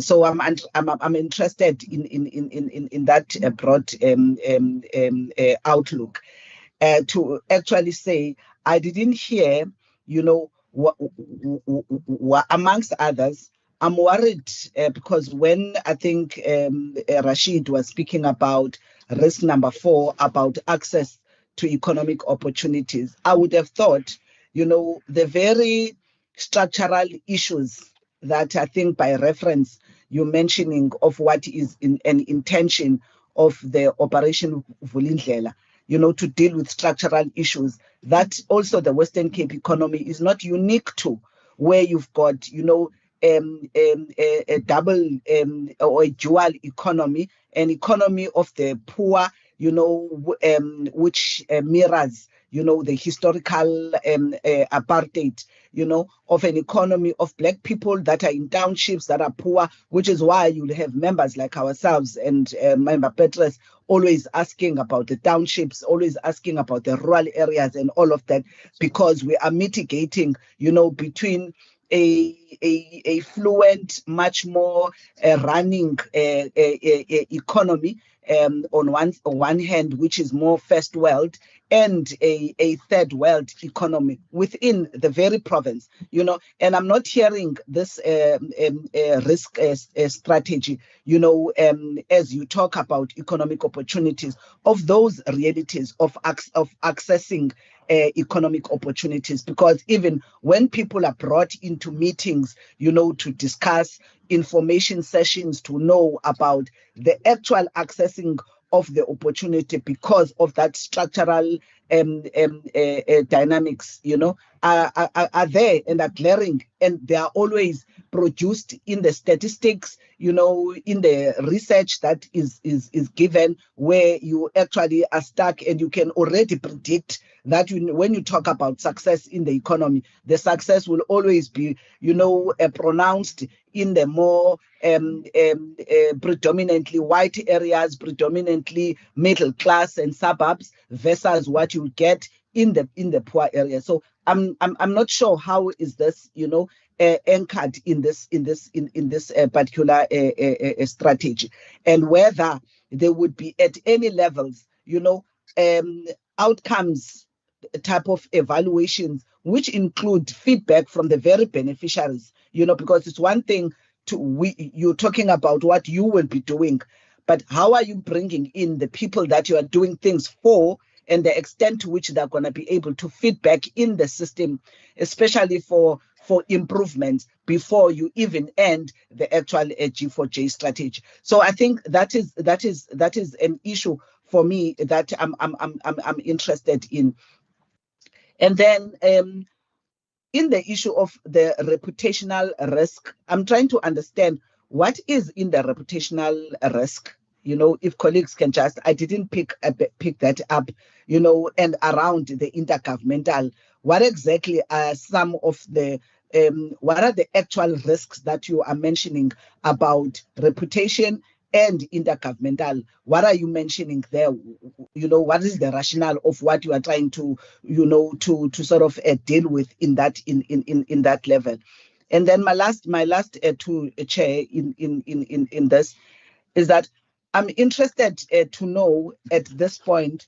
I remember, I think if I'm not mistaken, it was John, around an index, around entrepreneurship. I think at the time, John Peters would have mentioned in one of the meetings, especially in the standing committee, that this is work that they are starting to put together, I think, with some of the entities that are already doing the indexing of entrepreneurship in the country and globally. I'm not sure where that work is at, because I think that work for me is very important, that the department would have started to think about, so that it helps us to understand whether indeed are we growing, the entrepreneurship, especially around young people, women, and are we supporting, new startup businesses? Because whilst we would appreciate what is done by this one project and that other project, for me,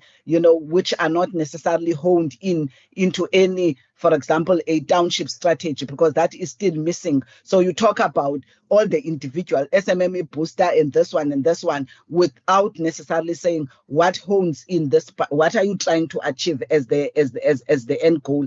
If you have managed to reach 147 businesses, it's against how many in the sea. If you talk about businesses that exist in the province, how many businesses are existing and how many are we reaching with all these type of initiatives, so that we can then contribute into the growth of entrepreneurship, in the townships, as a way of livelihoods, because we are seeing as members, through our oversight work, we are seeing the situation of people grappling with their livelihoods, especially because jobs are shrinking. And the only best way is to support people to be job creators. And I think the entrepreneurship index would assist us more, to understand whether are we doing that?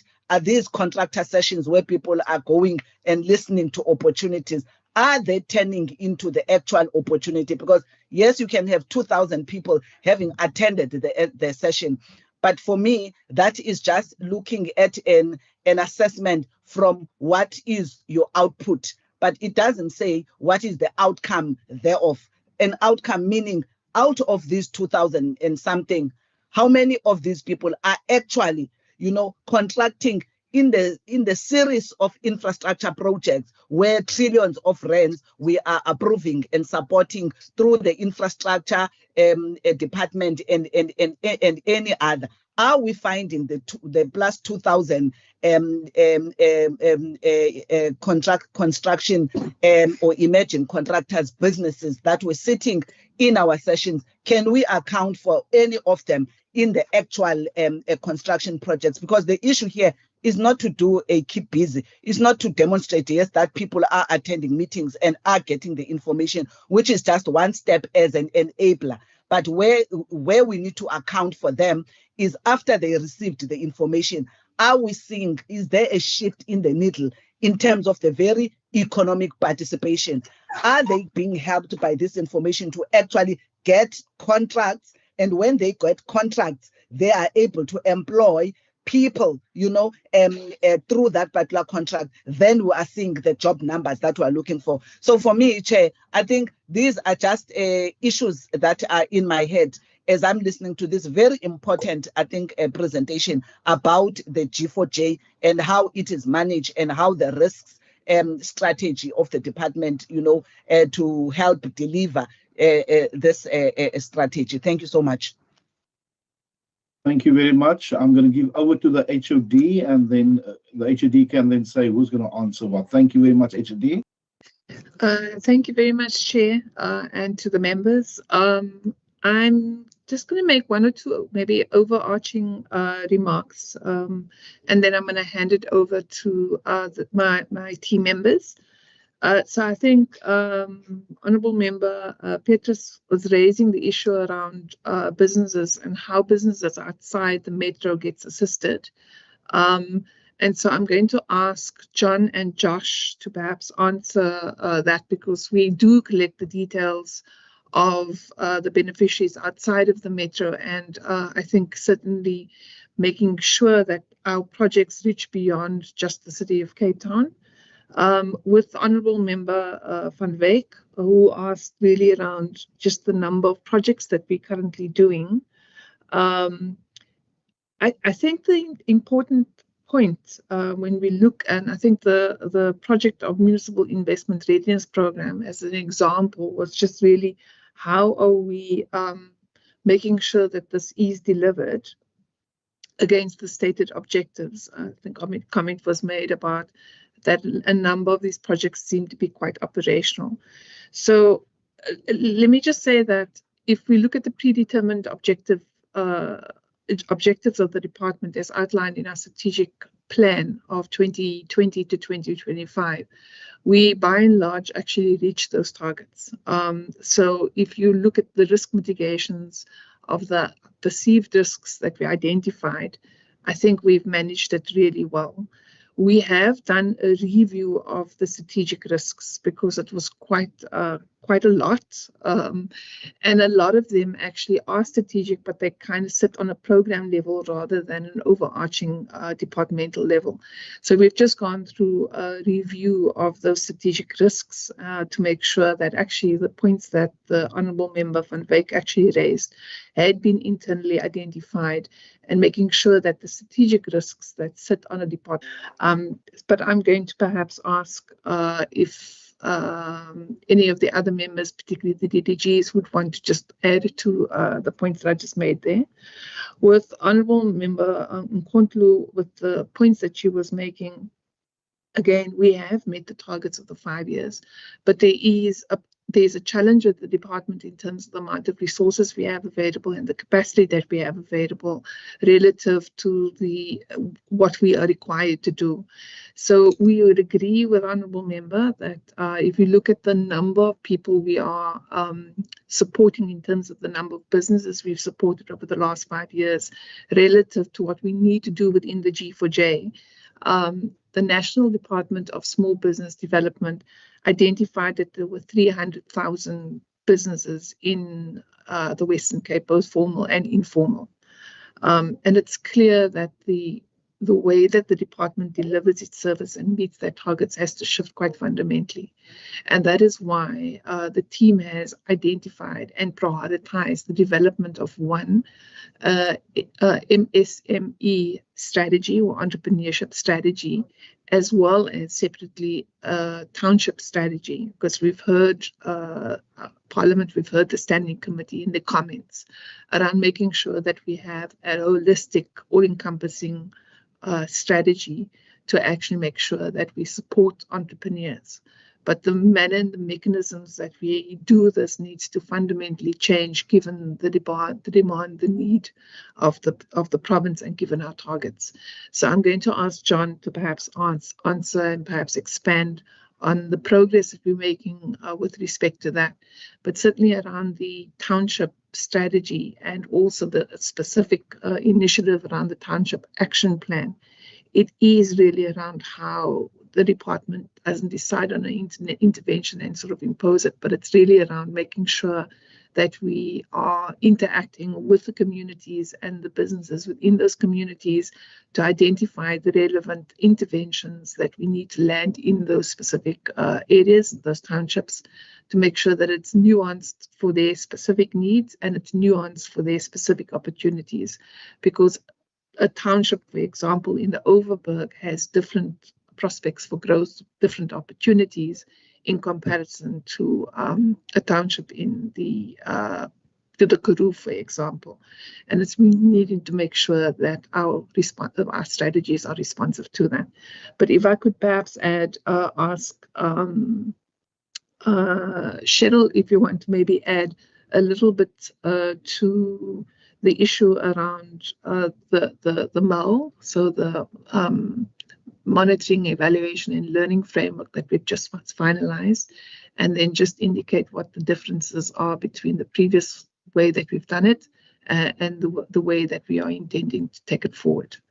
Cheryl, and then immediately after that, if I could ask John to respond to those other issues and the DDGs to maybe add any additional points. Thanks. Okay. So, like I've started off that the monitoring and evaluation framework that the department previously had largely placed an emphasis on the monitoring of the outputs and the outcomes. The new monitoring and evaluation framework is more outcomes driven in terms of what we tend to do against what we tend to achieve on the bigger scale of the outcomes. So the shift that has taken place in terms of the way how we used to do things and the way how we planning on doing things is to look at project monitoring evaluation more, and in actual fact is what Member Nkontlu actually indicated of reaching out to the beneficiaries in terms of their experience of the service and how we've done the services is in actual fact part of how we're going to look at our monitoring and evaluation in terms of the performance against our outcomes. And the second one would be what is quite new and is the economic impact assessments that are being done by our research and development unit. That's being done. And the third part would be the transversal evaluation that's taking place across departments, is looking at how we can learn from other departments in terms of how they implement some of the programs and projects and what are the lessons. And that is why it's called a learning, monitoring and evaluation learning framework. Is to our framework is how we implement, where are we not maybe doing what we need to be, what we're doing, and how we can better improve on what we are doing to be able to reach what we need to accomplish. So those are some of the new things that we are bringing into place in terms of the monitoring and evaluation of our outcomes, outputs, and our programs and projects. Yeah.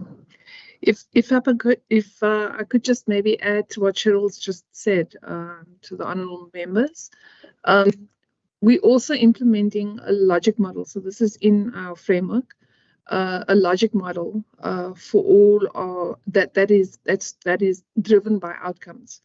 So generally, what has happened traditionally, and it's not just a departmental thing, but I think across government, is that when we look at models of the logic models, often we look at it from a project level, and then say, okay, what is the logic? What is this going to deliver? And then that's what's reflected in the APP. What our department has done is actually looking at it starting off from the outcomes. And so, for example, the conversations that are happening inside of the department would be, if we are targeting, for example, 70 billion rands worth of investments, what do we need to do in order to achieve it, as opposed to starting from the projects and saying, okay, if I do this project, what is the outcome of that? So it's really connecting the top down and the bottom up in order to make sure that we are able to deliver. Diane may well want to, he's new, but he's responsible for the coordination of the G4J, but also in terms of the managing and oversight over all of the other departments' work and how we actually transversely are able to actually deliver on our outcomes. And he may want to just add a little bit around the process that we are doing internally now with our strategic planning processes, how we're intending to land some of this and how that will be reflected in going forward in our ABP, but then also on the G4J systems. Diane, I don't know if you want to add. If you don't, then that's also fine. We'll move on to John. Thank you, HOD, and good morning, honourable members and colleagues.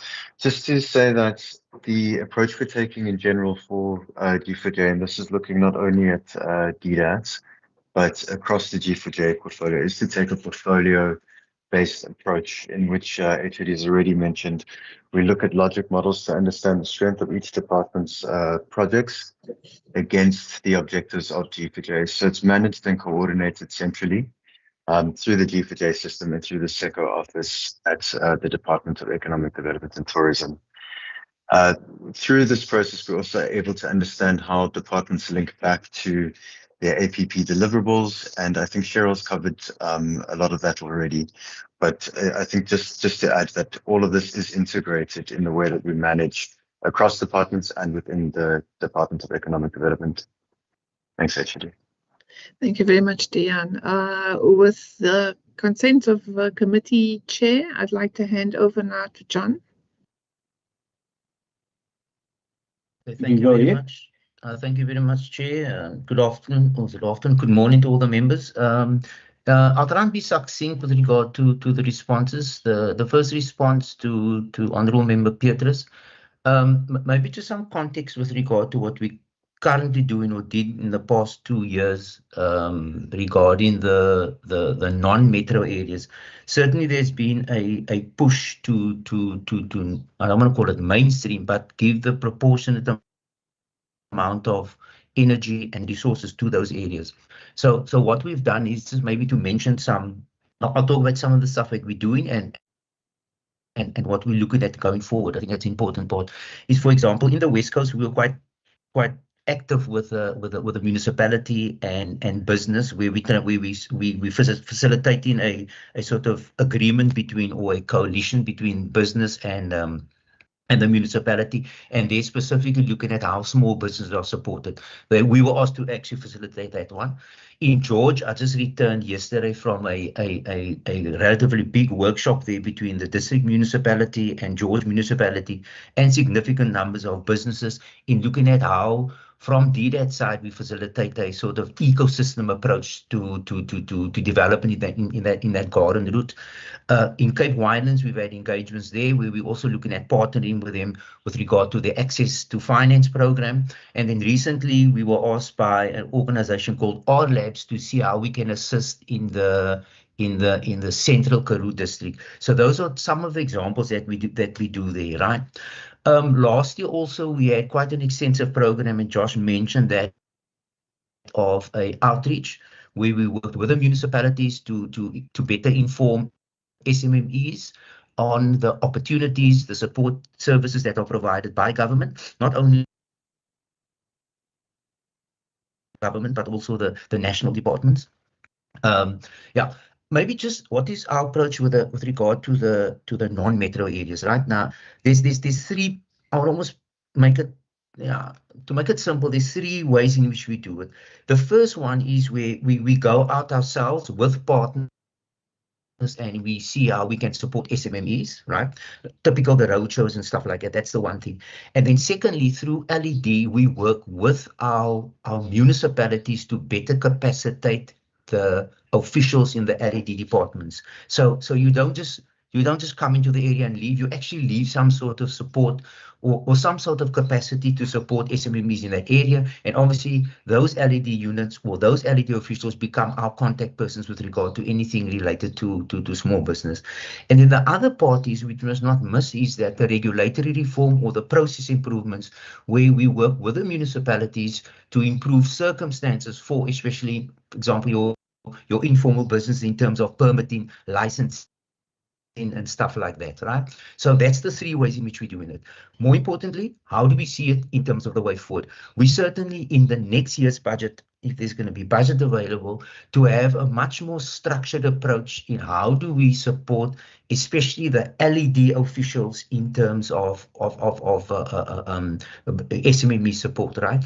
We so far, and it has been a slow process, have worked quite well with the National Department, DSPD, and very recently now we sort of went into agreement where what we will try and do is work with them to roll out national programs where there's heavy finance available. For example, a few months ago, we worked with the NEF and with DSBD to run out the SPASA support program, where businesses became more aware of what the project is about and the support available, and also to assist them to apply. The recent one that we're doing now is with DSPD, sort of an agreement that we together roll out the BISP program, which is basically a infrastructure support grant to support organizations and then also to individual businesses. But in a nutshell, as part of our budget next year, not forgetting that the strategy that we're developing is to have a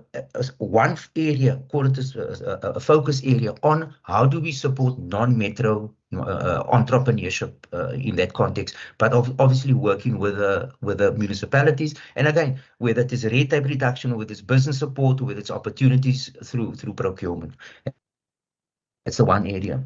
Then Honourable Member Nkondlo's question with regard to the index, and yes, if you look at best practice, the index is a form of a measurement, and I think Member Nkondlo, you're probably talking about the index of entrepreneurship, or the TEA index that has been run by that GEM runs, or the Global Entrepreneurship Monitor. Yes, we actually now we're engaging in a procurement process where we are, as part of the global GEM report, which sort of filters down to a South African GEM report, we are looking at measuring the entrepreneurship rate in the Western Cape as a benchmark. And the idea would be, and if you look at the growth for jobs, a specific mention of that type of target. And the interesting thing about the entrepreneurship measurement, the TEA, that it measures almost your pipeline. So it measures your startup activity, but it also mentions your existing business activity. Now, Excuse me, just sorry, just I see there's just a hand up of a member. I just want to take that question because we are running out of time very quickly. Member Masipa.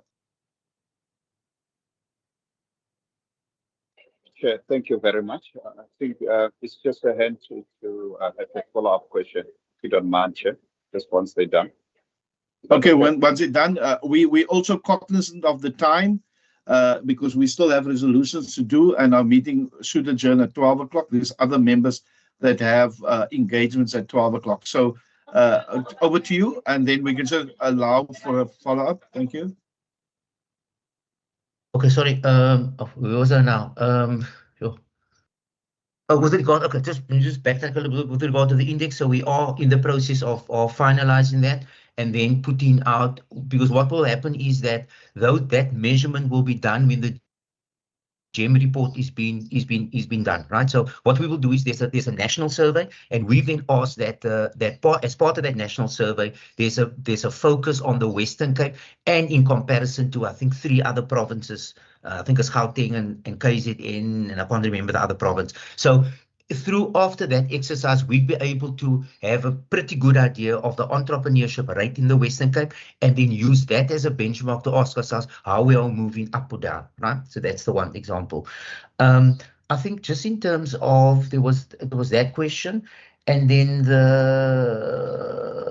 look, I think also part of what we need to be doing, and we actually doing this, is that this whole notion of how do we capture what Western Cape government is doing with regard to SMMEs. And I think Memkondo's question is about the scale, right? We generally report very narrowly on what DDAT is doing in terms of enterprise development or small business development. When we report now to the PCF, which is the Provincial Coordinating Forum, which is run by the DG of DSPD, we actually are able to report on what Western Cape government is doing in terms of what the other departments are also doing regarding SMME development. But we want to get it to a point where we'll be very accurate in reflecting what the whole of government, Western Cape government, is doing with regard to SME development. Yes, that's not going to touch on to the really bigger picture, but I think the other part, and talking to Memkondo's question, is that there are structural issues that we need to be working on. And here, many a time, the structural issues don't only, it sort of resides on a national level, not to pass that responsibility over to national. But again, here, the only way to work on those things is to work with national in terms of especially red tape reduction and stuff like that, right? The other issues, like where it's a binding constraint, and specifically in the Western Cape, for example, the issue of extortion, gang violence and stuff like that. Here we're working with our POCs, and as part of, we are now part of a working group that is looking at how do we address the issue in context of socio-economic development. So they might focus on law enforcement, but we're asking what are the alternative pathways that we actually provide. I think, yeah, just maybe then just in summary, working with national, especially on your binding constraints. Okay, and yes, very sort of heeding the call, which is the right thing to do.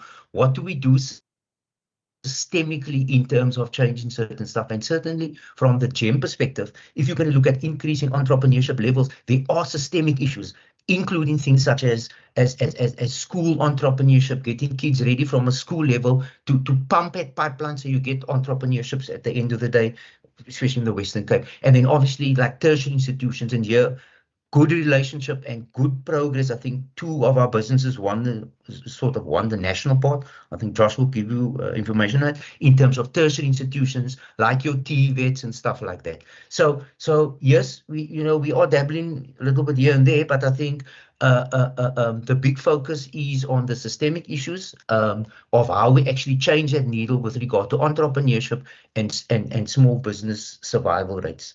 I think that captures. Thank you. That captures it. Thank you very much. Member Masipa, I'm going to give you a last opportunity, and then we're going to wrap up. Thank you, Chair. I'm going to really be very fast. Yeah, our primary role really, Chair, is to follow through on predetermined objectives, assess risk, and ensure value for money. And really, thank you, Chair, for allowing this engagement. What we must guard against, however, is duplicating the work of our committees. Instead, this committee should serve as an extended watchdog of the Auditor General, ensuring that value for money is achieved and that risk overlooked at standing committee level are flagged, addressed, and resolved. One issue I have consistently raised is funding and how this translates into practical support on the ground to ensure that municipalities can deliver on their mandate. This becomes even more critical when we consider the needs of non-metro and township areas, as Member Petrus and Member Nkondlo highlighted. The question then arises, how is the department addressing this challenge to ensure that adequate funding is made available to support municipalities, as well as ensure that they are entrenched in the township, and how this committee, SCOPA, can support the department in this regard, especially when budget cycle comes. Not dealt with, Chair, this risk remains a major hindrance to achieving growth for job strategy. At present, there is too much reliance on metropolitan areas, which leaves non-metro municipalities and township as well at a disadvantaged position. So, Chair, that's the input that I thought is critical that I make, and maybe the department can respond in terms of really addressing. I heard a little bit of what they're trying to do, but I think that there's definitely a need to address this. We did address it with the costs of employees during the engagement of the MTBS. So I definitely think this is an area that's very, very critical for us going forward. Thank you, Chair. Thank you, Member Masipa. I'm going to ask the HOD just to answer to wrap up then, and then we can go over to resolutions. And if there's other questions, people then can just send it to us, and we will then forward it to the department. HOD, over to you. Thank you very much for the comments of Honourable Member Masipa. I think, yeah, our challenge is really around resourcing, and so we do have to look at how we do things differently. And as John has mentioned, we're not sitting back and saying, sorry, we don't have resources and so therefore we can't do anything. But it does mean that we have to rethink what we do and how we do it and where we focus on. And I think as John was mentioning, is we are trying to work with other entities to make sure that we're able to amplify what we do. It may be that we're more facilitating rather than directly implementing. But it's also how do we also better support other entities that do implement. So how do we make sure that it's more effective? And then also making sure that we have reach beyond, as Honourable Member mentioned, beyond the metro. Because obviously the City of Cape Town does provide a bit more resources. There tends to be a bit more capacity. But it's making sure that we actually build that capacity outside of the metro. But any support from SCOPA in terms of getting additional resources is always welcomed. If Honourable Member, I know that you're running short of time, but could I just also ask my two DDGs just to provide additional input, because there were one or two questions that were asked, for example, around the reputational risk that we haven't quite responded to, under guidance from the chair. Okay, let's do that and then we can conclude. Thank you. Yeah. Thank you. Ilse? Thank you, HOD. I'll be quick. So just on the one aspect, I've just covered the question regarding the Municipal Investment Readiness Scorecard. I've just put the response in the chat. In terms of the reputational risk, so this changes. We look at different risks, both ourselves as Wesco and our entities. This includes from visas to port performance, tourism safety. We dealt with previously things on water. So the reputational risk is really linked to investment confidence and how do we respond to that in various manners. So that's really reputational risk dealing with our business and our investment confidence. The second element, intergovernmental risk. This was in terms of where we have to unlock either a binding constraint or support or improved just relationships with national government in particular. This was, as I mentioned, in terms of DTIC, from the incentive program to the export trade agreements, as well as just in terms of engaging them in terms of key issues, whether we need platforms, engagements, etc. So it includes Operation Vulindlela. We've made a lot of progress there in terms of linking with them on relevant issues. It's now even sitting at our HOD steercom from G4J, where we're touching on that. So intergovernmental relationship and how that helps us unlock certain binding constraints for the economy is a critical tool that we use and monitor. And then I just wanted to mention the last thing was with regards to the approach for climate change and geopolitical risks. So that's very much, and we've come quite a long way from CBAM to the work we're doing with regards to the decarbonisation, etc., which covers a range of sectors. So unfortunately, with the template, it doesn't really show the priority sectors or invest, but I'd love to, we can take it offline. Thank you, HOD. Very much. Thank you very much. Rashid, do you want to add anything to what has been said already? No, thank you, Joe. I'm covered. Thank you very much. Thank you, Chair. That is from the department in terms of the response. We just want to again thank the committee for their vigilance and their questions. I think they've been probing deep questions. We hope that we responded adequately. Thank you, HOD, and thank you very much for answering the questions. If there's any further, we will then do that in correspondence. Thank you. You are excused, and thank you for all the presentations. Thank you very much, Chair, and the members. Thank you. Thank you. Bye. Thank you. Goodbye. Bye. Bye-bye.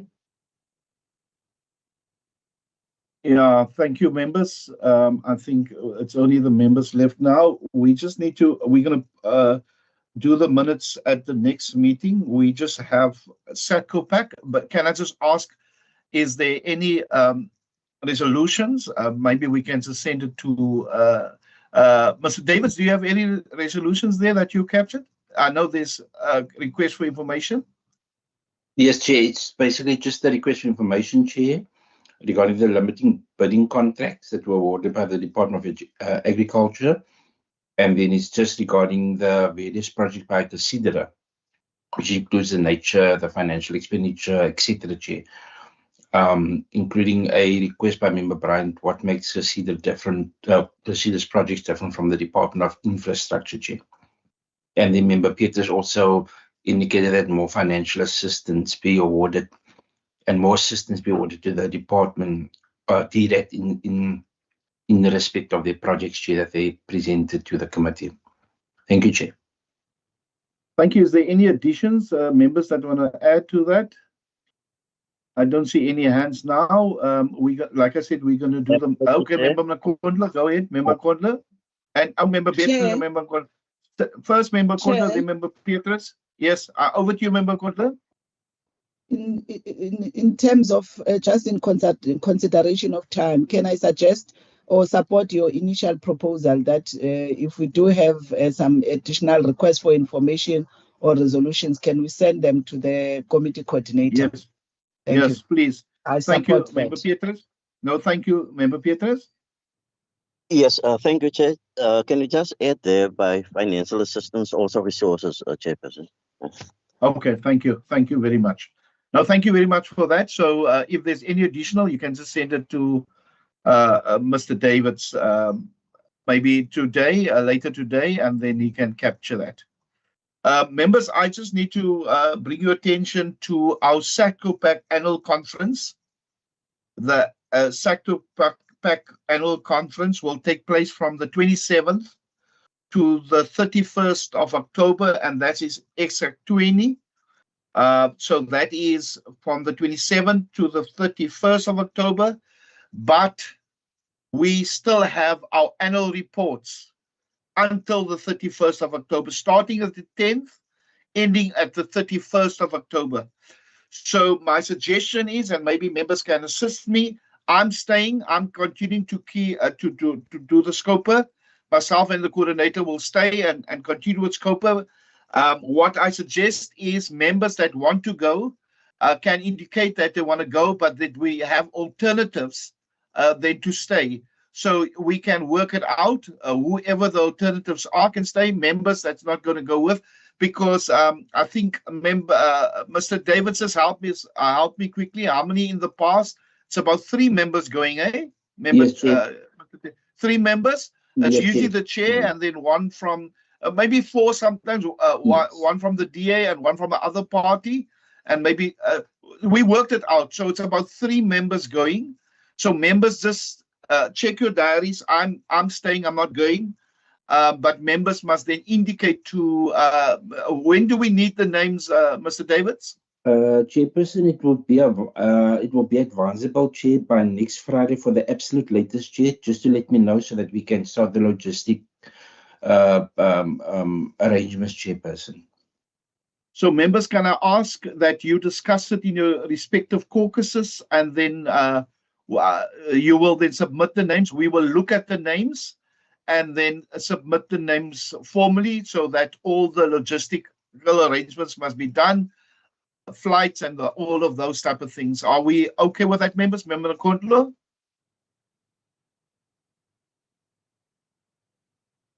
Yes, I just saw your bubble, member. No. I just saw your bubble and you're unmuted, so I thought you wanted to say something. No. My apologies, Chair. Okay, no problem. So everybody's okay with that. We're going to continue with the departments that's given the dates and all of that. So we will discuss it at our next meeting, but we can also take it offline, and we will then make sure that members, that we are enough to proceed with our annual report period. Members, is there anything else?